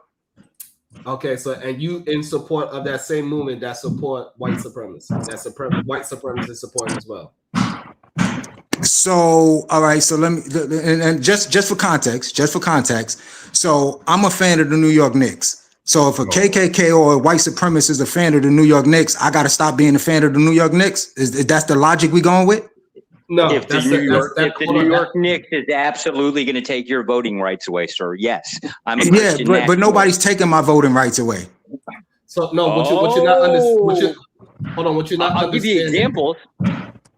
Yeah, because what Pick you're up not a felony understanding and see if it doesn't get taken away. That been on the books. That's not nothing new. Okay, you want examples of just in the last 6 years of Congress, or I'm sorry, bills actually supporting taking away voting rights from specific groups of people. If you give him Bill, he's going to backpedal again. Just like where's it at? Protagonist. You asked for bills an get just real quick, rejected Josh, before real House, quick. but they definitely get proposed from the Republican Party, aka also known as the Christian Nationalist Movement. And the bill that they're proposing is that black people no longer are able to vote. That's what you're telling me? That's the bill that's being proposed? It would be more than just black people, but yes, it's starting with women first, because you want to take out that 51%. But you just specifically said that they're taking my voting rights away. Black women. No, you said my. You say I'm not a black woman. You said they're taking my voting rights away. Your wife would be taken away, and then eventually, unless you own a house, then your voting right would be taken away. Yes, we're absolutely. And these things passed already. No, it's they're going to trying. All right, then I don't want to hear nothing about. I don't want to hear nothing about a hope and a dream or a try. Protagonist. Donald Trump's mom was not born in the U.S. Someone in the chat brought it up. Donald Trump's mom was not born in the U.S. How many times have you questioned Donald Trump's birth? None. Nobody did. He's a corporatist. You said bring up another president. You're saying Donald Trump's mom wasn't born in the U.S., but we all know that Donald Trump was born in New York and lived in Jamaica, Queens his entire life. Why do we know he was born There's no secret to that. That's public record. Why was he born here? And it's public. Why was he born here? What public record? What public record have you looked up that proves it? It's public record, bro. Okay, what public record have you looked up? Because you're just saying it's public record. Where did you see that at? So we all know Donald Trump was born in New York, bro. What public record? What public record did you look up? You said it's public record. So what did you look up to verify that? Because his mom was born in Scotland. His mom was born in Scotland. What they got to do with him? You're fucking retarded. You're fucking okay. So all right. His mom was born in Scotland. What do that have to do with him? He wasn't born when his mom was born. You just said the same thing about Obama. His dad was born in Kenya. You're stupid. Hold on. So protagonist, do you question Obama's birth certificate? Do I question it? Yes. No. He already has his way out. He already has his way out. You're not going to get him to stand on anything. I never said I questioned it from the beginning. I said Donald Trump questioned it. Well, I said Hillary Clinton, and then Donald Trump followed up on it. Okay, perfect. So now that Donald Trump followed up on it, do you consider that being racist? No, bro. I don't. I said I didn't consider it to be racist when Hillary did it. Why not? Say that again. Why not? Why not? Yes. Because you're running against a political candidate. One of the rules are you have to be born here in the United States. So if I can bring up something that can potentially disqualify my candidate, then I will. What makes you think her bringing it up or him bringing it up automatically disqualified? He has to register with the United States government, not with a politician. Say that one more time, Sharon. You right now can run for the president of the United States. So you have to register with the United States government to be eligible to run for president. It doesn't matter what another politician says. Let me check your birth certificate. It don't matter because the United States government already did that.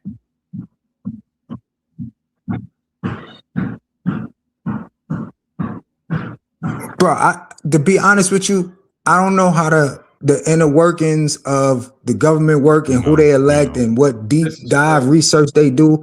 All I know is that Hillary Clinton brought up the fact that Obama is not born here in America when she was running against him in the primaries, right? That was the first time it was ever mentioned. She started the birther movement. And then Donald Trump doubled down on it when he was running against Obama. So whether it was a tactic of his to try to disqualify Obama or whatever, I don't really know. What I'm saying is I'm not about to say that it's racist. Can you hear me? Yeah, I can. Yeah. Okay, so please, when I'm talking, please. So the issue that we have is that you are proving minute by minute why you was targeted to vote for Donald Trump. You have a high opinion, but you have low information. You have low intelligence. So because I don't think that him asking for the birth certificate was racist, I was targeted. So Listen to what I'm saying. everybody Listen to what must I'm saying. think that Don't him asking change- for hold on, Obama He birth can't certificate was comprehend. racist. Hold on, stop. He can't I don't know why comprehend. you changing what I'm saying. You have low information and you have a very high opinion, is what I said. You don't have information on anything, but you have opinions on everything. So what do you have information on that I don't, Sharon? What? So We've been giving you information for the past 20 minutes. So you're telling me, hold on. So I got a question for you. So you're telling me that when Hillary asked for Obama birth certificate, you already saw Obama birth certificate and you knew he was American citizen? You knew that already? We knew he privy was to that? American. Do you know who are Obama's parents? That's not what I'm asking Sharon a question. Were you privy to the who fact Obama's parents? that Obama was an American citizen already? You had already seen his birth certificate before those questions was asked? You don't have to say. That's the question we're asking you. Why does he have to present his birth certificate and nobody else does? First of all, I never said he had to produce his birth certificate. You were saying it's a valid question because his dad was born in Kenya, therefore it's not racist to ask a black man, a black man that's likely to win the nomination, to present a birth certificate. We're asking you why that's not racist. You're saying because his dad was born in Kenya, therefore it's a valid question. You completely ignore that his mom is born in America. That makes him a U.S. citizen, right? You can have one parent born in the U.S. or a U.S. citizen, and you're a U.S. citizen by birth. You know that, correct? Or no, you don't. Low information, low intelligence, high opinion.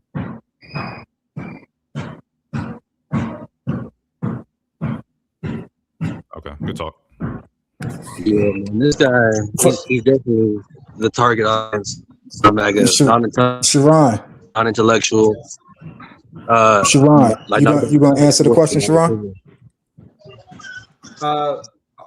Before I pass it to Kula, what was the question? My question was. Hold on, let me say this. Shout out to the world class. That was a wild statement you just said. Let me shout out to the chat. I don't know what the issue is, but we're not getting any kind of support for some strange reason, and I don't know why. Maybe y'all could put in the chat why y'all not supporting conversation, why you're not supporting the debate. I'm interested to understand. We don't have 100 likes. It's weird to me. We don't have 100 shares. It's weird to me. I don't understand what the issue really is with my black folks, but we need to get it together. Unless you want to tell me in the chat why you're not willing to support the show. And we will be closing it up in a few. We'll be closing up the show in 4 minutes since nobody want to show any kind of love and support to the show. But go ahead, Kulu. Then we got MJ. So I like how you say I got low information, Sharon, but you don't want to answer my question. What's the question? My question was, you said I had low information about the whole Obama situation. I asked you, prior to the whole Obama birth certificate movement, did you know that Obama was an American citizen? Have you seen his birth certificate prior to that? Y'all have never seen his birth certificate. Where did you even come up with that concept? Right, and so protagonist. The reason why I knew he was a citizen because he was able to run for president. Correct. You have to be a U.S. natural born, meaning you had better be birthed on U.S. soil to even pass the application process for the primary. Right. You don't have to It's be born automatically you don't have to be born checked. on U.S. soil. Your parent can be an American citizen. That makes you a citizen of the U.S. Right. So, but what we're saying is that you have to be an American citizen. Like if you was on an airplane or if your mother gave birth to you somewhere else because she was traveling, whatever the case is, you still an American citizen. No. But Well, regardless, yes, sort of, except for that the reason why that claim is because you can't Right. be a naturalized citizen, meaning you Right. can't have immigrated here. Yeah, Right, but it's it's important because he keeps on bringing up his dad being Kenyan, and maybe as if that like that says anything. His dad can be Kenyan all he wants. His mom was a U.S. citizen, born in the U.S. That makes him a U.S. citizen. And it wasn't Hillary Clinton that started the bullshit. It started in late 2007 from an anonymous chain emails. Basically, a bunch of people sending emails back and forth. We believe it was a hit piece, right? If you're looking at it, that it was a conspiracy theory that he wasn't a naturally born citizen. And it worked its way down throughout the Democratic Party. A lot of people that wanted to take out Obama because they wanted, their affiliate. And then Trump jumped on top of a conspiracy theory. Absolutely. That's what I wanted to come up here and to give verification on, because there are two, because according to the, I forgot his name, I'm not sure, the one that y'all was talking about or talking to earlier. There is two white people that's in the government right now who wasn't born in the United States, and they're in our government. There is Belinda Bellinet, who was born in Germany, and then we have Michael Bennett, who was born in India.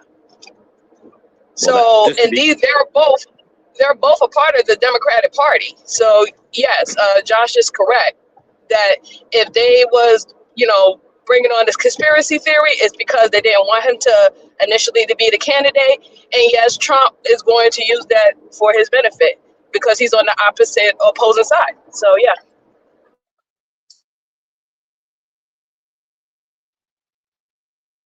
The only thing is, so I'm a staunch Republican, right? But I know the bull crap tactics we use. I just don't understand why we can't be honest about it on panels. Or at least, if you're going to come up here and say, oh, I'm a staunch Republican or I'm all for Trump, right? Stand on the thing. Don't run from it. Jesus.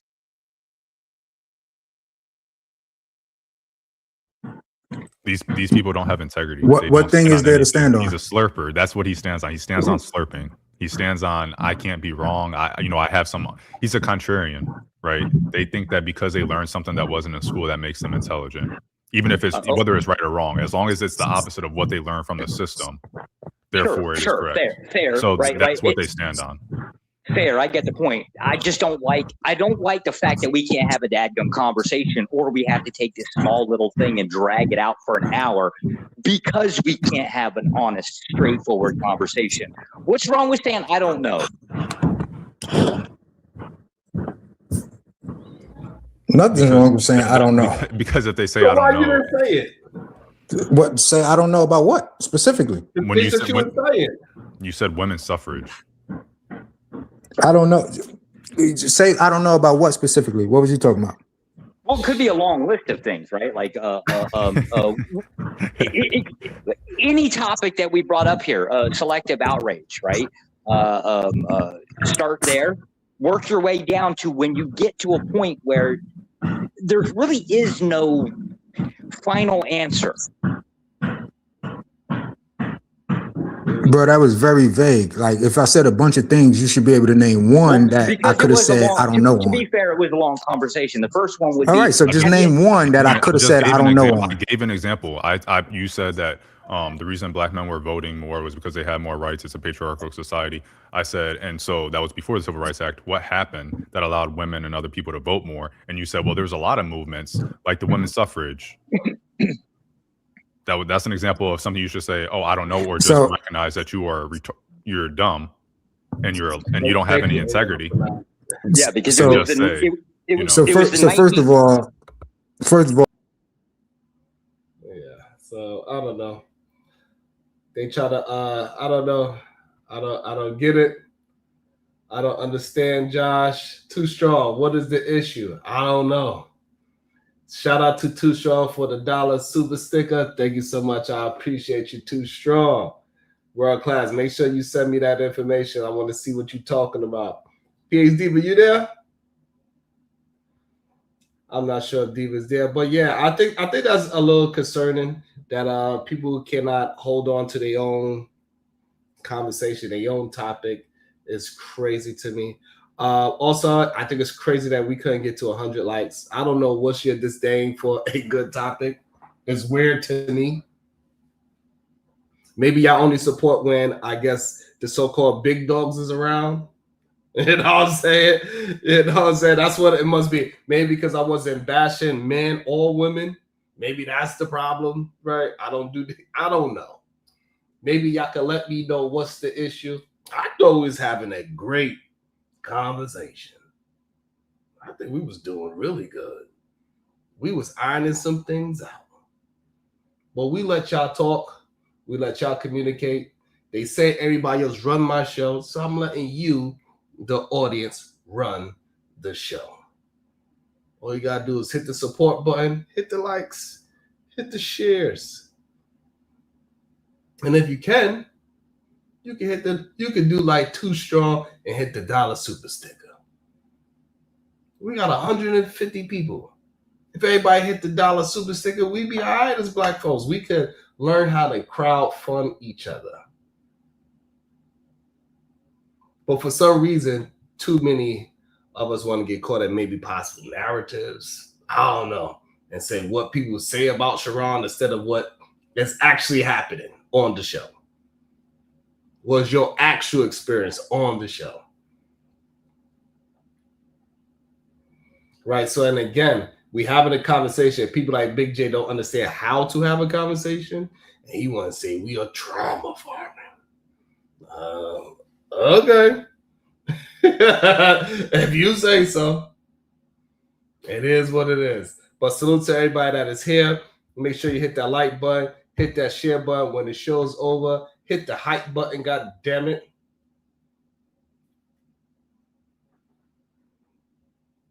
I'll see y'all mañana. Maybe later tonight. I'm not sure. But in the words of PH Diva, let me bring up AR. Let me see if AR gonna say. AR, what PH Diva always say?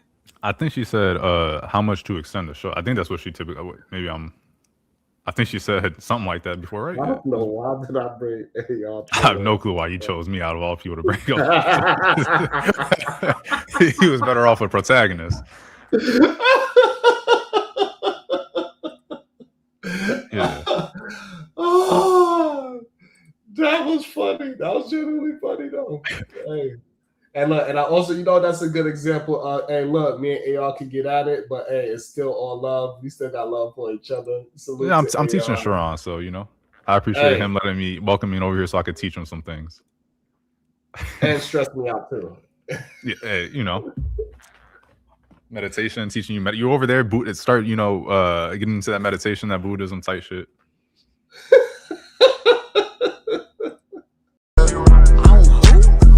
Nothing wrong with being. Let me